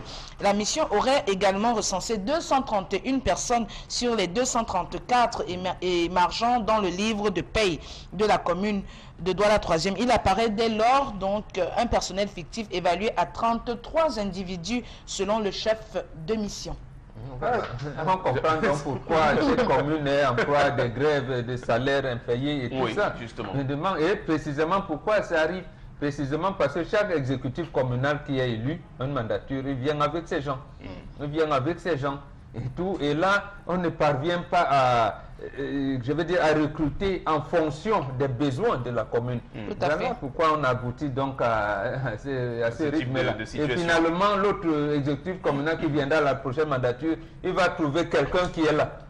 Et qui a placé le salaire 2-3 fois, tu vas faire comment avec lui? Tu es obligé de l'intégrer, de le conserver. Ce qu'ils ont omis de dire dans leur travail de recherche, c'est que le patron des communes, c'est qui? Le MINAT. Non, le patron, dans la région. Dans la région, le patron. C'est le préfet qui est le patron. Et vous oubliez le principe des recommandations. À des moments, vous allez vous rendre compte. J'ai eu à discuter un jour avec un mec qui m'a dit vraiment, je suis fatigué. Je suis fatigué parce que tous les jours, c'est des recommandations qui me sont envoyées. Rappelons-nous lors de la dernière grève qui avait été entamée de ce côté de Douala 3, toujours avec le personnel qui réclamait les salaires, qui réclamait l'amélioration des conditions. Savez-vous qu'au moment, à l'heure où il fallait frapper, on s'est rendu compte que les interventions venaient et de Boya et de Yaoundé. Je dis et de Boya et de Yaoundé. Au moment où les a traduits au conseil de discipline, sachant qu'ils devaient subir, les interventions venaient de partout. Je peux vous dire, quand je dis Boya, vous pouvez imaginer d'où ça venait de Boya. Donc, voilà des gens qui disent non, ce sont mes gens, il ne faut pas toucher mes gens. Si tu veux t'attaquer à moi, tu vas t'attaquer. Ça devient un conflit. Vous avez des entreprises où on ne peut pas recruter de la bonne graine parce que les entreprises, on te laisse, je vais t'envoyer mon petit frère comme ça, il va fermer les yeux sur 2 ou 3 choses vraiment, il m'emmène à récupérer l'autre va t'envoyer X, l'autre va t'envoyer Y. Tu vas te retrouver avec un sureffectif qu'il faudra gérer parce qu'il faut plaire à X et plaire à Y. J'ai bien peur, je ne vais pas cautionner ce qu'a dit l'autre, j'ai bien peur qu'aujourd'hui, tous ploient, toutes ces mairies ploient. Non! Tout ce mérite ploie sous les recommandations, l'esprit des recommandations. Le bon l'a dit, dans un ministère, lorsqu'on affecte un ministre, il y avait ces gens. Lorsqu'il part, celui qui arrive balaye d'abord ceux qui sont arrivés, il vient avec les siens. Voilà comment ça fonctionne dans ce pays. Et c'est la raison pour laquelle le principe de fiction ne va jamais changer. D'accord. Oui. Pour la mairie de la 3e, non. J'ai eu sur ce sujet causé avec quelqu'un qui est là-bas. Il dit que c'est parce que la campagne est proche, comme il a déstabilisé le maire comme ça, que ces 33 employés-là, ils sont en congé. Ils sont allés en congé, ils sont venus faire leur constat quand ils ne sont pas là. Maintenant, ils disent qu'ils sont en congé. Moi, je vous dis que pourquoi vous tournez toujours, c'est toujours la mairie de la 3e. Je sais que le RDPC combat trop la mairie là. Mais vous, en prenant l'oiseau, non. En prenant le caillou, non. Voilà. L'oiseau a vu, vous n'avez pas reçu le nom de Jésus, je vous dis. Ne déstabilisez plus. C'est une question de... de... Non, un mec qui a eu un prix, comment tout tourne toujours. Qui t'a tossé la mairie de la première de nous dire? La problématique ici, oui, Haribel, c'est légitime parce que la mairie par exemple de Douala premier, c'est une mairie qui a tous les problèmes, mais jamais on est décrit. Il y a une tentative de grève. Lorsque le maire a appris qu'il y avait des gens, il semblait qu'on a étouffé rapidement. Pourquoi dans certaines mairies ça n'étouffe pas? La mairie de Douala est la plus grande mairie de la ville de Douala, mais la mairie la plus pauvre. La plus pauvre aussi, il faut vous le dire, parce qu'ils n'ont pas les moyens de leur politique. La pauvre, l'espace, ils n'ont pas les moyens de leur politique. Donc j'estime que, et je vais le dire, merci pour cette précision, Haribel, par rapport au recoupement d'informations, mais je dis que le principe dans cette ville des recommandations, il faudrait vraiment qu'on essaie de revoir cette affaire de recommandations. Merci. Megui, la suite. Voilà, donc la suite, on va terminer avec cette information à propos de la CAN 2019, où il est annoncé que le stade de la réunification de Douala serait donc en phase de rénovation. Voilà, on peut le voir en pleine décrépitude là sur les images. Même si ce stade ne fera pas partie de ceux qui abriteront les matchs de la compétition, il servira cependant de site d'entraînement aux sélections africaines basées à Douala, dans la région du littoral, durant cette compétition-là. Mais ici, vraiment, votre français là devient compliqué. Quand on parle de travaux de réflexion, c'est un stade qu'on doit reconstruire. C'est-à-dire que la reconstruction, c'est pas la reconstruction, ça. Donc, oui, mais eux, ils ont parlé de... Papa, c'est même la balle de Papa, c'est comme le ministre nous parlait de revêtement confortatif. Donc, ils ont des phénomènes comme ça. Voilà. Non, c'est à ce stade, vraiment, il faut casser et refaire. Il faut refaire. Le marché aux Canadiens qui ont fait une visite d'inspection dernièrement. Curieux, hein? Je souhaite que vous réagissiez également à cela. Le Cameroun brille par sa façon toute particulière de gérer les situations qui concernent les uns et les autres. Les problèmes qui concernent les mairies sont sensiblement les mêmes dans le domaine du sport, dans le domaine de l'éducation. Comment on peut expliquer cela? On parle du stade de la réunification qui doit subir un revêtement confortatif. Une réhabilitation confortative. C'est incroyable.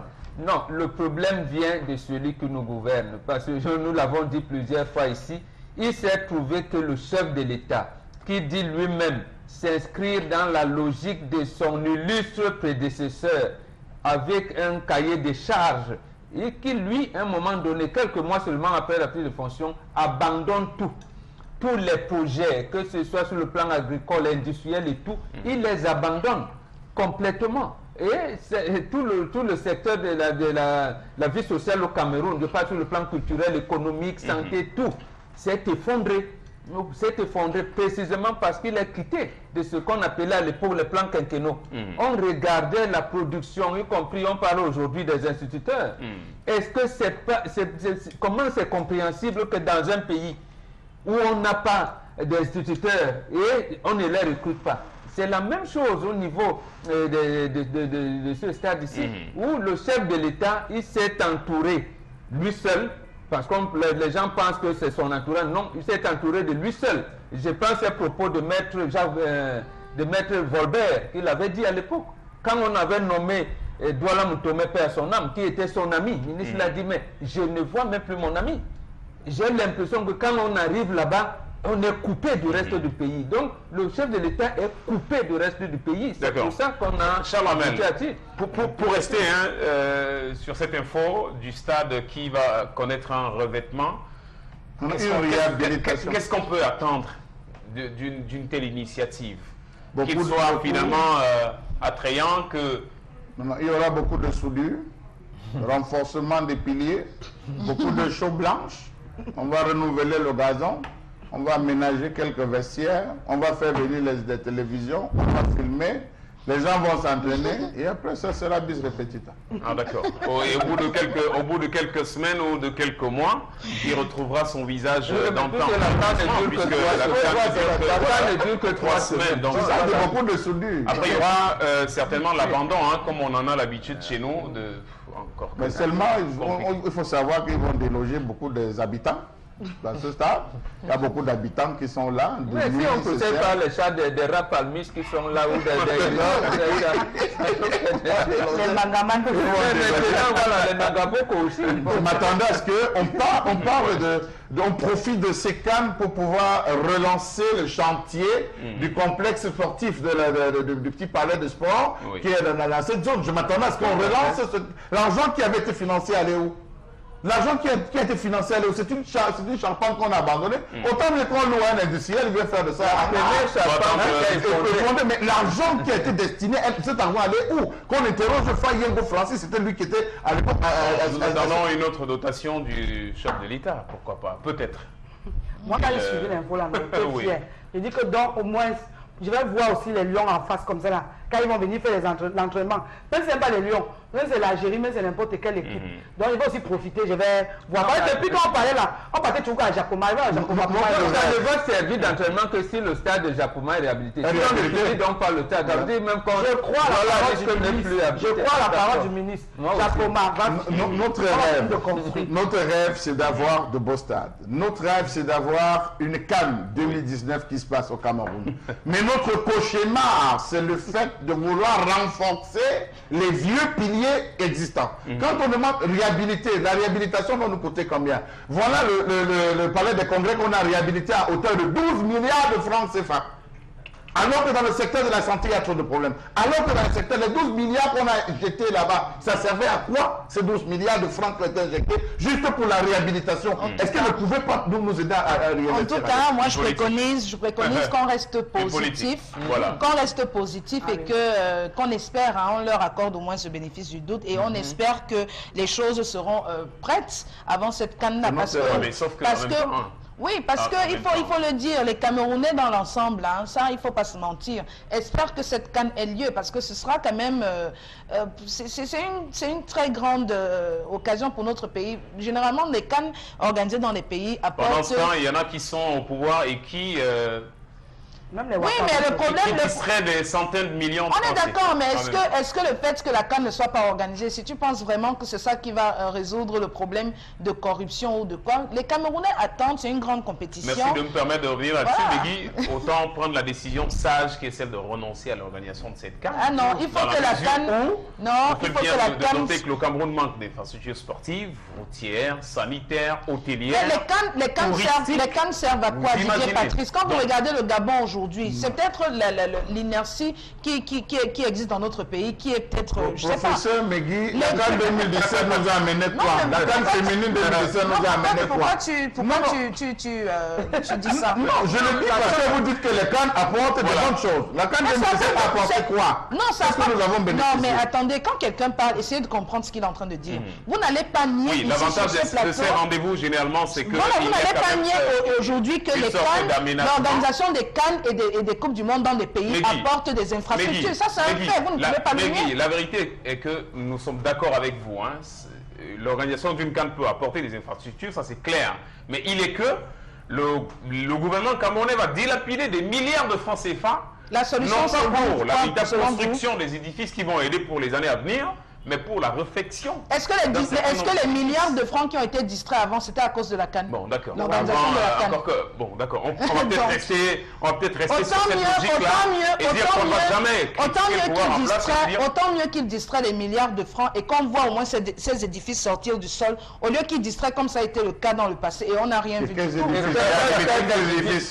hôtels des particuliers, les hôtels qui ne seront même plus... La solution, donc, selon vous, c'est quoi pour que, justement... La solution, c'est que le Cameroun va encore s'endetter à hauteur de 10 000 milliards de francs. C'est-à-dire qu'un enfant qui naîtra en 2019 aura déjà une dette d'environ 100 millions à payer. Voilà. Et c'est ça qui va se... Sans même la CAN, c'est déjà... Non, au moins, ce sera 300 000. Mais si c'est 300 millions, c'est pas mauvais. Moi, particulièrement, je veux que la CAN soit organisée. Moi aussi. On va voir avec... Oui, mais moi avec... On dit, il y a un proverbe français gaulois qui dit que celui qui construit avec le sable verra son château s'écrouler. Mieux vaudrait le faire avec la pierre. Donc vous estimez qu'on doit fonctionner sur les cendres déposées, abandonnées? Le processus est déjà enclenché, des crédits ont déjà été contractés. Donc il faut que ça se fasse. Merci. Je pense J'ai pris qu'après la vous n'entrez plus dans un stade alors, finalement, parce que si on commence à renforcer les poteaux, ils pourront lâcher. Notre rêve, c'est de voir cet argent utilisé à bon escient, avoir des stades nouvellement construits, bien aménagés. Oui, que la canne ait lieu quand nous construisons des routes, Très bien.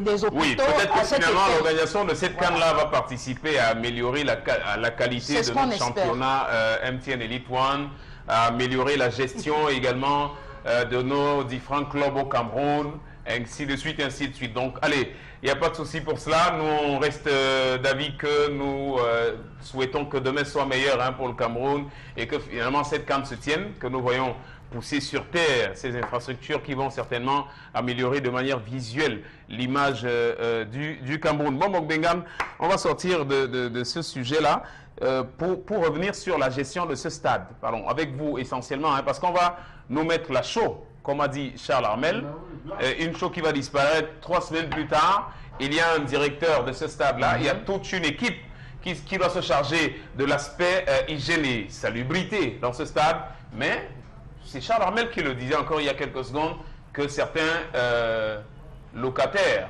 vont devoir partir le temps de ces 3 semaines. Actuellement, ce stade a des locataires, des Nangaboko, les chiens, les rats et quelque part aussi les hérissons. Bon, on va les chasser. Les moustiques aussi. Voilà, les moustiques, alors là, n'en parlons pas. Mais non, de manière plus sérieuse, le directeur des stades, pour le moment, il n'y a que 2 sources de revenus. Les équipes qui font des entraînements, ça veut dire qu'ils préparent les matchs dont vous avez fait allusion. Il y a Ligue 1, Ligue 2. Mais davantage les campagnes d'évangélisation. D'accord. Si c'est pour les campagnes d'évangélisation, apparemment, ça va rapporter. Attendons de voir. Wait and see. Demain, c'est un autre jour. De toutes les façons, je vous propose de prendre également l'avis des Camerounais qui nous suivent avec beaucoup d'intérêt et qui ont certaines choses à dire et qui pourront certainement susciter beaucoup de réactions sur ce plateau et dans les différentes chaumières.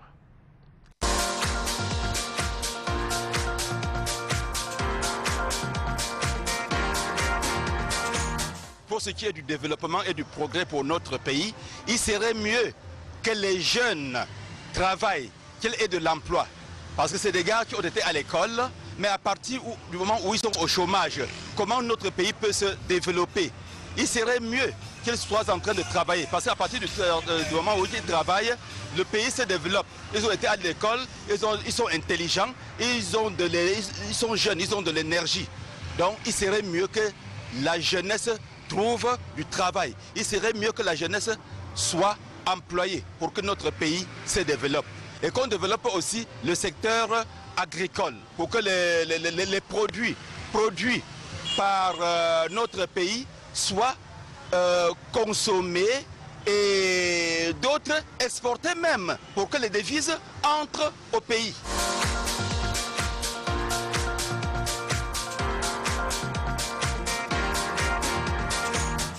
Un Cameroun où il fait bon vivre, c'est l'espoir de chacun de nous. Un Cameroun qui est attractif, un Cameroun qui plaît également à ses regards externes et extérieurs. C'est de ce Cameroun dont on a besoin. Bombok Bengan, à l'écoute effectivement de cette réaction du téléspectateur. Non, ça reste seulement le principe du vœu. C'est ce que tout le monde voudrait. Le chef de l'État lui-même a dit pourquoi sommes-nous Camerounais? Qu'est-ce qui nous rend fiers de l'être? Quel Cameroun voulons-nous pour nos enfants? Mais nous avons eu un jeune ingénieur ici hier qui voulait même innover, qui voudrait innover avec l'équipe de ses camarades, transformer les déchets plastiques en pavés. On l'a abandonné depuis 5 ans. Apparemment, il existe une banque de PME au Cameroun. Mais il faut dire qu'il y en a une pléthore de jeunes dans cette situation, dans ce cas-là. Voilà. Et il a fallu que Arthur Zan soit pris en charge par le Nigeria pour qu'on constate enfin à lui faire la commande de cardiopathe ici. Donc, voilà, donc les jeunes sont dynamiques. Il y en a qui ont fait l'école et normalement et bien, et ils ne sont pas encadrés. Ils ne sont pas encadrés. L'autre chose qui aurait pu, parce que j'ai entendu tout à l'heure, je pense la nouvelle expression, les autres journaux ont fait allusion à ça, que Célestin Monga était dans la délégation du président de la BAD qui rencontrait le président Biya dernièrement. Et j'ajoute que même Célestin Monga, et parce que les confrères ont pensé que, bon, est-ce que c'est une réconciliation avec le président Biya? Non, ce n'est pas une réconciliation, c'est pour dire simplement que les Camerounais, dès lors qu'on critique le chef de l'État, on pense qu'on a un problème personnel avec lui. Or, Monga, voilà un banquier qui a commencé à gravir les échelons parce qu'on l'a chassé du pays. Il faut dire les mots comme sont. Mais maintenant, lui étant à l'international, il pense à ça. Avec l'ONUDI, il a dirigé un programme pour la mise à niveau des petites et moyennes entreprises au Cameroun. Et là, la bourse pour la création de la bourse des sous-traitances, les entreprises sont là, elles sont mises à niveau, on ne leur donne pas le marché. Voilà où on pouvait prendre les enfants. Aujourd'hui, le même Célestin Monga, avec la BAD, ils sont en train d'aider le Cameroun dans une politique d'industrialisation en leur disant maîtriser le secteur de l'électricité. Oui. Aujourd'hui, le Cameroun est encore là, on regarde. Nous sommes dans un pays, curieusement, où tout est à construire, mais on dit aux jeunes qu'il n'y a rien à faire. C'est les bains sikines, c'est les salons de coiffure, c'est les poses ongles, c'est tout, les poses de greffe dans les marchés. Mais Guy, quelle réaction?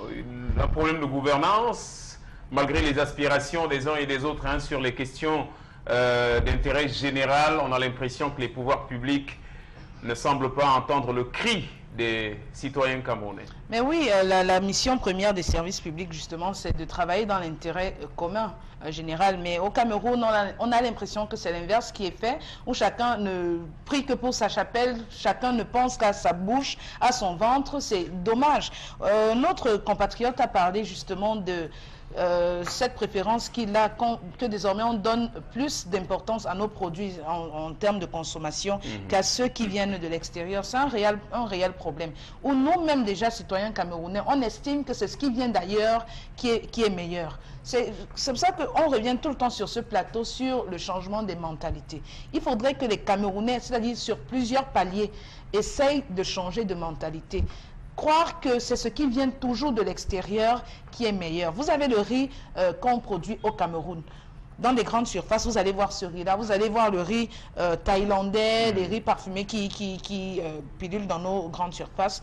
Les gens vont estimer que non, prendre ce riz qui vient d'ailleurs, c'est montrer que voilà, on est aisé, on vit bien par rapport au riz camerounais qui coûte peut-être moins cher, et qui, ma foi, est plus nutritif. Et qui est plus nutritif, c'est-à-dire qui est de très bonne qualité. Mais on va prendre, malgré les alertes qui sont lancées ça et là, c'est-à-dire sur la qualité du riz qui vient d'ailleurs. On parle du riz désormais qui est fait à base de plastique, à base de... Voilà. Donc, il y a ce problème-là. On peut tirer sur les services publics aussi, oui. Mais déjà, nous-mêmes, les Camerounais, nous devons intégrer. C'est nous qui devons faire notre pays. Nous devons intégrer qu'on doit valoriser d'abord ce qui vient de chez nous si on veut pouvoir faire avancer les choses. Valoriser ce qui se fait chez nous. Il y a un slogan qui a bercé beaucoup de générations, consommer camerounais et être forcément à adopter des attitudes, une attitude citoyenne forcément. Alors, Haribel, oui, le concitoyen a dit ce qu'il a pensé. Qu'en penses-tu, toi? Il a dit qu'on développe l'agriculture, non. Moi j'ai un problème. Il n'y a plus de bonnes houes ici dehors. La houe, non. Je ne sais pas d'où sort le matériel qu'on fabrique les houes maintenant. Tu achètes ta houe, dès que tu arrives, tu fais track. Tout à fait. Parce qu'il y avait une société camerounaise de métallurgie qui fabriquait les tropiques. Voilà. À l'époque, qui était vraiment et il y a beaucoup de produits. La machette, même chose. Voilà. Quand tu arrêtes une machette à l'heure-ci, elle rouille. C'est la tôle. J'ai dit, elle rouille en moins d'une semaine. Et de deux, ça te donne les ampoules, comme on dit là. Parce que la manche n'est pas bien faite. Je ne sais pas d'où le matériel sort maintenant. Moi, je suis fatigué des faux trucs qu'on nous vend ici au pays. On va cultiver avec quoi? Quand même la houe là n'est pas bien faite, on n'a pas bien fabriqué. Vraiment, il faut que le gouvernement essaie de voir de ce côté-là. Parce que nos grands-mères souffrent là-bas au village. Ma grand-mère, chaque jour, elle a mal à la main. Parce qu'elle arrête la houe là, ça enlève la paume de ses mains. On ne fabrique plus bien. Pardon, chaque jour, elle est en train de nous envoyer les messages. Maman, où est gâtée? Ma houe est gâtée. Chaque jour, on achète la houe. Alors avant, tu pouvais prendre une houe. Tu peux même faire une avec. Mais maintenant, chaque jour, on est en train d'acheter la houe.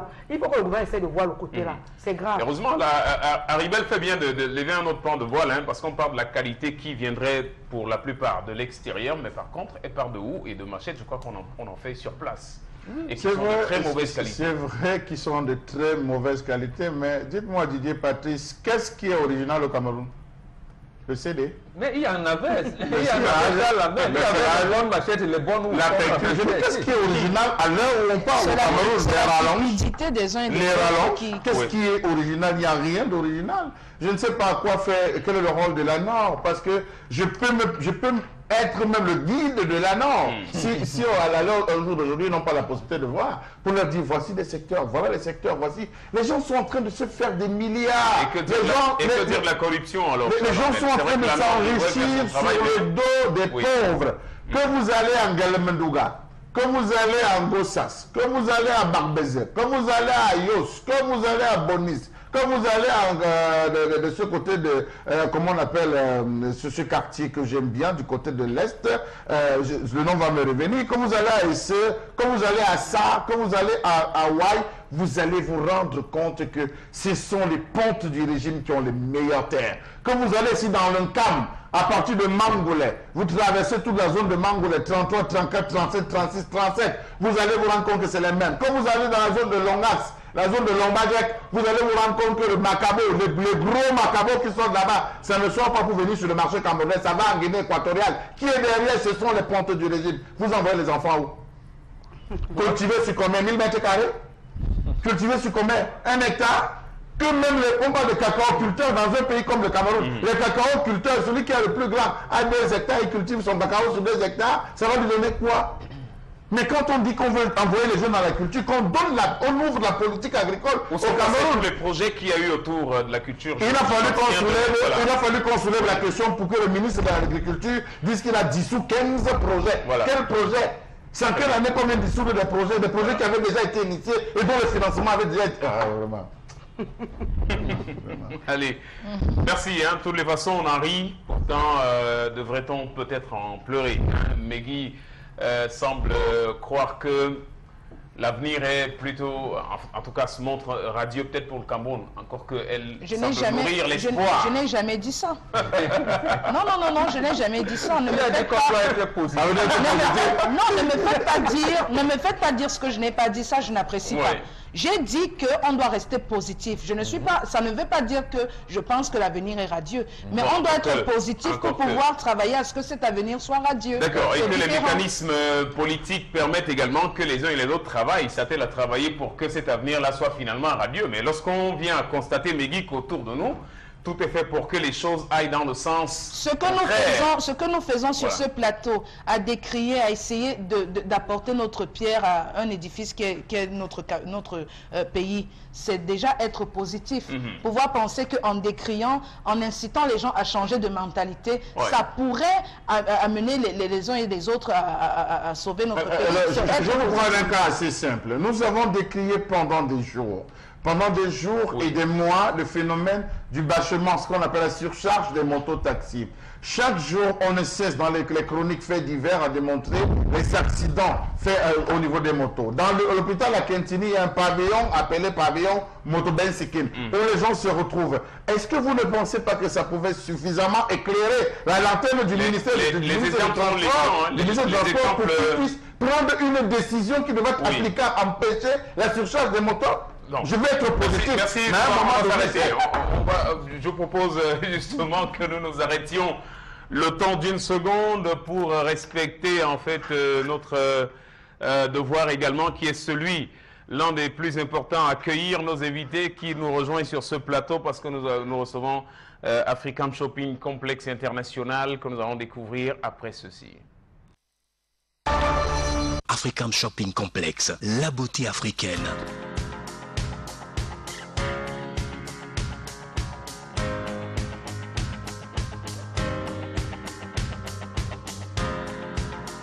Smart Wonder Core, appareil de sport qui vous permet de moduler le corps, travaille les abdominaux, la musculation, améliore la silhouette. Il vous permet de garder la forme et une bonne circulation sanguine. Smart Wonder Core, bon pour ceux qui n'ont pas le temps d'aller dans les salles de sport et de gym. Il redessine les différentes parties du corps avec des exercices simples. Smart Wonder Core, notre ami pour une bonne silhouette. Vente en gros et en détail.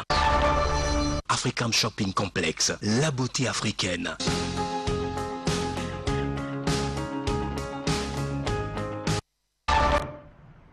Itel et Simone Coco nous ont rejoints sur ce plateau. Bienvenue, bonjour. Bonjour Patrice, bonjour à toute l'équipe en studio et bonjour également à toutes les charmantes personnes qui nous regardent depuis les petits écrans. Vous êtes bel et bien dans l'espace Africam Shopping Complex International, la maison du bien-être. Bah oui, chez nous on parle du bien-être au sens propre et au sens figuré parce que votre santé est notre principale préoccupation. Alors sur ce plateau aujourd'hui, on a pas mal de produits. On va commencer par des produits de massage parce qu'il faut le dire, avec Africam Shopping Complex International, plus que massage, c'est un moment de détente, de relaxation. On dit bye bye au stress. On commence par vous présenter aujourd'hui ce fauteuil. Il s'agit d'un fauteuil masseur, 3 anneaux, on va le préciser, parce que vous le voyez là, il recouvre carrément toute l'entièreté du corps. Pour les personnes qui ont des problèmes au niveau des nerfs, des personnes qui souffrent justement des raideurs au niveau du cou, cette partie viendra faire tout le travail justement. Elle permettra de vous détendre après une dure journée de travail. Vous voyez là, c'est un fauteuil auto-chauffant et justement les boules qui font le tour là sont des boules à infrarouge qui viendront justement travailler la partie du coup. Voilà la partie qui est bien sûr la partie où se trouvent généralement les nerfs tendus. On passe donc maintenant à la partie dorsale, mesdames et messieurs. Vous avez mal au dos, vous avez des courbatures, vous avez du mal à vous tenir debout ou à vous courber, vous avez besoin de vous détendre après une super dure journée de travail. Cette partie également fera le travail, la partie dorsale justement, viendra vous détendre entièrement et favoriser une meilleure circulation sanguine. On termine avec la dernière partie de ce fauteuil. Il s'agit bien sûr de la partie qui concerne le fessier. Pour des personnes qui aimeraient raffermir le fessier, c'est très efficace. Ou alors détendre tout simplement toute la journée assis, les fesses viennent à se cambrer et du coup il n'y a plus de circulation sanguine. La partie faciale faisait également le travail. Ce fauteuil à l'entièreté permettra de lutter tout simplement contre une fatigue générale et viendra ainsi vous détendre, facilitera le sommeil. Vous essayez et on vous assure que vous ne serez pas du tout déçus. Il s'agit là bien sûr de notre fauteuil masseur. On va donc passer maintenant à notre Vibro Shaper. C'est cette ceinture-là que vous voyez sur notre magnifique modèle.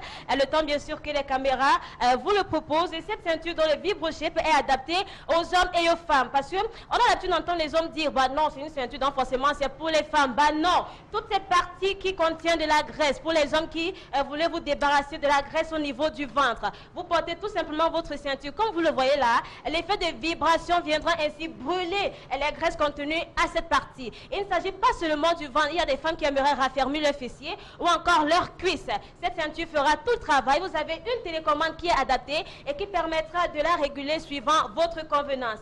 Vous avez dans cette ceinture, vous voyez, Joe est en train de se masser. Il est en train de se libérer, il est en train de brûler les graisses au niveau du ventre. Là, c'est en ce qui concerne le Vibro Shaper. Il est également adapté pour des femmes qui, après accouchement, on va préciser, après accouchement, aimeraient retrouver leur silhouette. À l'encontre à l'inverse, voilà, à l'inverse du pan qui a tendance à laisser les plis, le Vibro Shaper, lui, ne vous laissera aucun pli et vous permettra de retrouver votre silhouette d'avant grossesse. On passe à notre Madic Massédieu sur ce plateau. C'est un masseur magique, on ne cessera jamais de le dire. Adapté aux personnes qui sont en phase de réhabilitation également, et les personnes qui souffrent au niveau de leur colonne vertébrale, parce que ce Madic Massédieu justement a plusieurs accessoires. Vous avez par exemple celui-ci qui viendra travailler la zone rénale et également toute la ligne de la colonne vertébrale. Pour le talon également très efficace pour pouvoir favoriser une circulation sanguine et détendre votre plante de pied. Vous voyez, elle est en train de se faire du bien. Je vous assure, si vous étiez à sa place et que vous adorez. Il s'agit du Madic Massédieu 8 en 1 parce qu'il a 8 accessoires. Vous pourrez le retrouver dans n'importe quel point de vente d'Africam Shopping Complex International. On passe donc maintenant à d'autres produits sur ce plateau. On va faire référence aux produits de dégraissage pour perdre le poids d'une manière générale sans toutefois risque de reprise. On a sur ce plateau notre Slimming Capsule. Ce sont justement des gélules qui viendront travailler toutes les graisses contenues sur toutes les différentes parties du corps, adaptées aux hommes tout comme aux femmes. On poursuit avec notre autre produit. Il s'agit bien sûr du Men Soap. Alors lui, c'est un petit produit miracle parce que oui, il sert efficacement les hommes. Il permettra non seulement de maintenir votre partie intime propre et fraîche, en plus de cela, il permettra de garder le secret caché. Parce qu'on le dit toujours, quand la femme est fâchée, le secret est dehors. Et si monsieur, vous n'assurez pas, si petit papa ne répond pas parce qu'il est tout rikiki et que madame se fâche, c'est dehors. Avec ce savon, non seulement vous maintenez votre partie intime propre, en plus, vous pouvez l'améliorer en lui redonnant des formes suivant votre convenance. Parce que dès que vous avez atteint le volume attendu, pop, vous arrêtez. Sans risque secondaire, produit 100% naturel. On termine avec notre esthétique générale sur ce plateau. On parle de notre SR Carambola Sop. SR Carambola Sop, Richard Ahmed tout à l'heure parlait dans sa colère de dépigmentation. Est-ce qu'on a besoin de se déteinter pour être belle, pour être rayonnante, pour être éclatante? On dit non sur ce plateau. Avec notre SR Carambola Sop, c'est une beauté naturelle, une peau sans taches, sans boutons, sans imperfection, un éclat tout simplement. Waouh, magnifique. Vous le voyez là, nous utilisons SR Carambola Sop et nous sommes superbement magnifiques. Donc, n'hésitez pas. Tous ces produits dont vous les retrouvez à African Shopping Complex International, la maison du bien-être. Rapidement, vous donnez les localisations. Nous sommes localisés à Yaoundé, face garantie voyage Sam. Nous sommes à Douala, derrière la Totale, BPCT, face paroisse Christ-Roi. Nous sommes du côté du Bénin, Cotonou, derrière le stade de l'Amitié. Nous sommes également à Lomé, au Togo, ancien immeuble Air Burkina, pour une vente en gros et en détail. Tous ces produits, vous les retrouvez dans les différentes localisations que nous venons de citer sur ce plateau. Et rassurez-vous, vous serez toujours satisfaits parce que chez nous, c'est le bien-être assuré. Merci Tel, Simone Coco. Merci également de nous avoir rendu visite pour nous parler de bien-être avec African Shopping Complex. Nous ressortons avec ceci. Digestion purifie les systèmes digestifs, brûle les graisses et embellisse la peau. Notez, amincissant apporte le bonheur et le bien-être dans nos foyers. Fait perdre ton poids dans un temps record sans effet secondaire et sans risque de reprise. Vente en gros et en détail.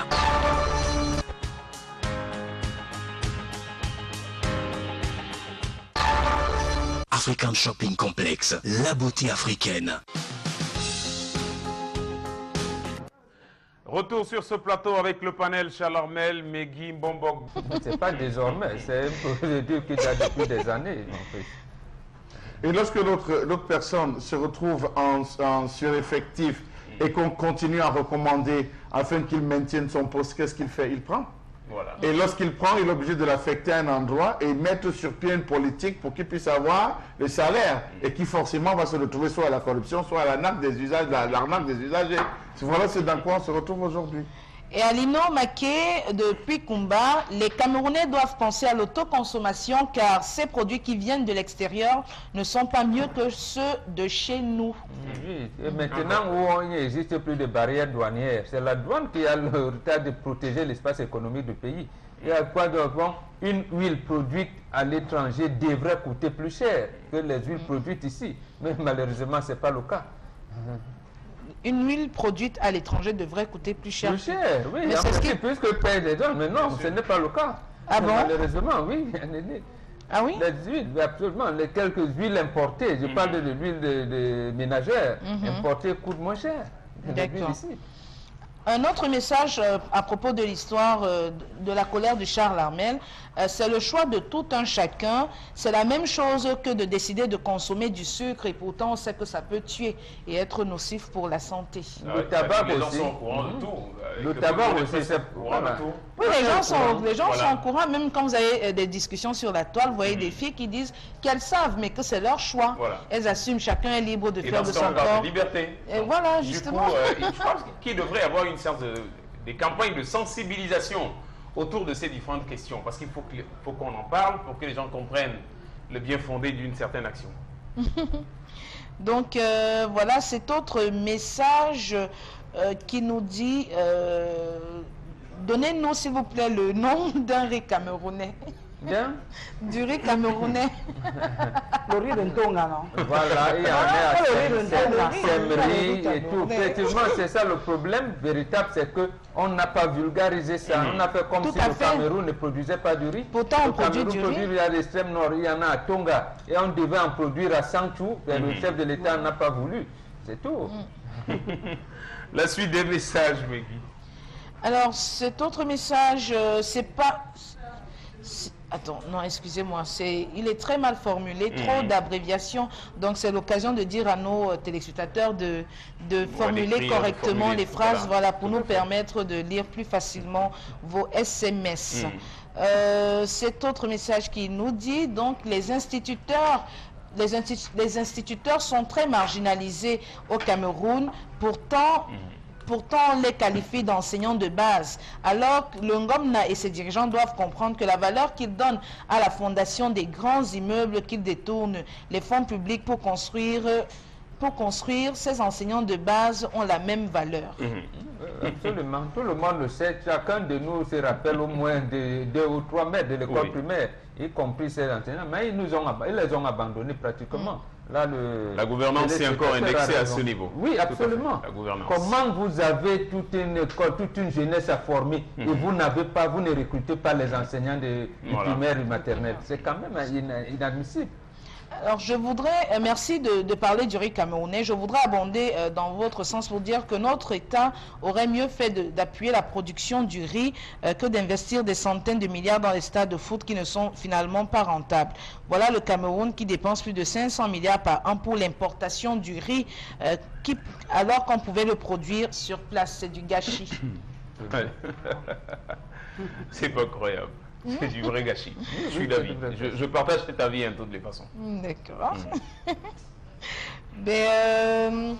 Alors, il y a beaucoup de problèmes dans notre pays parce qu'il y a du mensonge et l'absence des aliénabilités pour imposer un esprit de bonne gouvernance à cause de ces Macron non qualifiés qui aliènent le système. Waouh. C'était à fort. Non, tu as compris, toi? Non, j'ai dit c'était déjà fort, même. Charles Ahmed semble refroidi, je ne sais pas trop pourquoi. Toi, tu n'as pas compris? Non, moi, je n'ai pas compris. Non, je n'ai pas compris. J'ai pas compris. Il a trop cassé. Pour dominer et aliéner un peuple, le point n'est besoin d'utiliser des armes à feu. Il faut tuer l'école. Absolument, là, elle a raison. Et voilà. Donc les dirigeants actuels ont décidé d'aliéner le peuple. Il faut donc qu'on se rende à l'évidence que le 31 août dernier et prochain, ce sera la clôture des inscriptions sur les listes électorales. Voilà, si on décide donc de débarrasser le Cameroun de ces gouvernants-là, il faudrait bien qu'on s'inscrive et qu'on vote, on protège son vote. Bonjour à vous, je constate une nette disparition de notre huile noire de palmiste. Est-ce que l'huile... Il y en a, non? Le manyanga, oui, c'est ça que nous utilisons. C'est ce que tu utilises? Oui. Sûr? Moi, mon épouse aussi utilise le manyanga. Henri Belle, toi aussi? Le manyanga. Dans certains coins retirés, c'est vrai qu'on en produit. Nous sommes à Douala, on utilise le manyanga. Le manyanga est même bien. Cette huile est même commercialisée également. J'ai encore le peigne avec le pic, de porc et pic là. Le premier peigne là qu'on utilisait. Avec le pic du porc et pic. Je dois peut-être suivre votre exemple. Il faut avoir ça. Je vais suivre votre exemple. J'ai encore, c'est pour dire que ça ne date pas d'aujourd'hui, ça fait au moins 20, 30 ans. Je le conserve comme une pièce. Vous vous êtes souvenu du peigne en bois? Oui. Le peigne en bois. Moi, par contre, je ne peigne pas mes cheveux. Parce qu'il n'y a pas de peigne en bois, on va vous en fourrer. Non, je ne peigne pas, ils sont crépus. Il n'a pas de cheveux, mais il a le peigne. Ils sont crépus. Je dis ça date de 20 ans. Vous savez, c'est une pièce de musée, de collection. Vous savez qu'à une époque, nous, quand on commercialisait, j'avais bien la notion de conservation. Nous, on diffusait les cheveux de maman à la maison avec le pic. Le pic du porc et pic, ça. Oh là là, ça a une place, je ne sais pas, je ne retrouve plus ça sur le marché. On le commercialise. C'est les Mbororo qui l'utilisent encore. J'ai dit, ce pic avait une valeur, on l'utilisait pour défriser, non pas pour défriser, pour détacher les mèches, détacher... il y a beaucoup de choses. Allez, décidément, on se remémore ces beaux souvenirs du passé, comme au Benga, qui est tout nostalgique.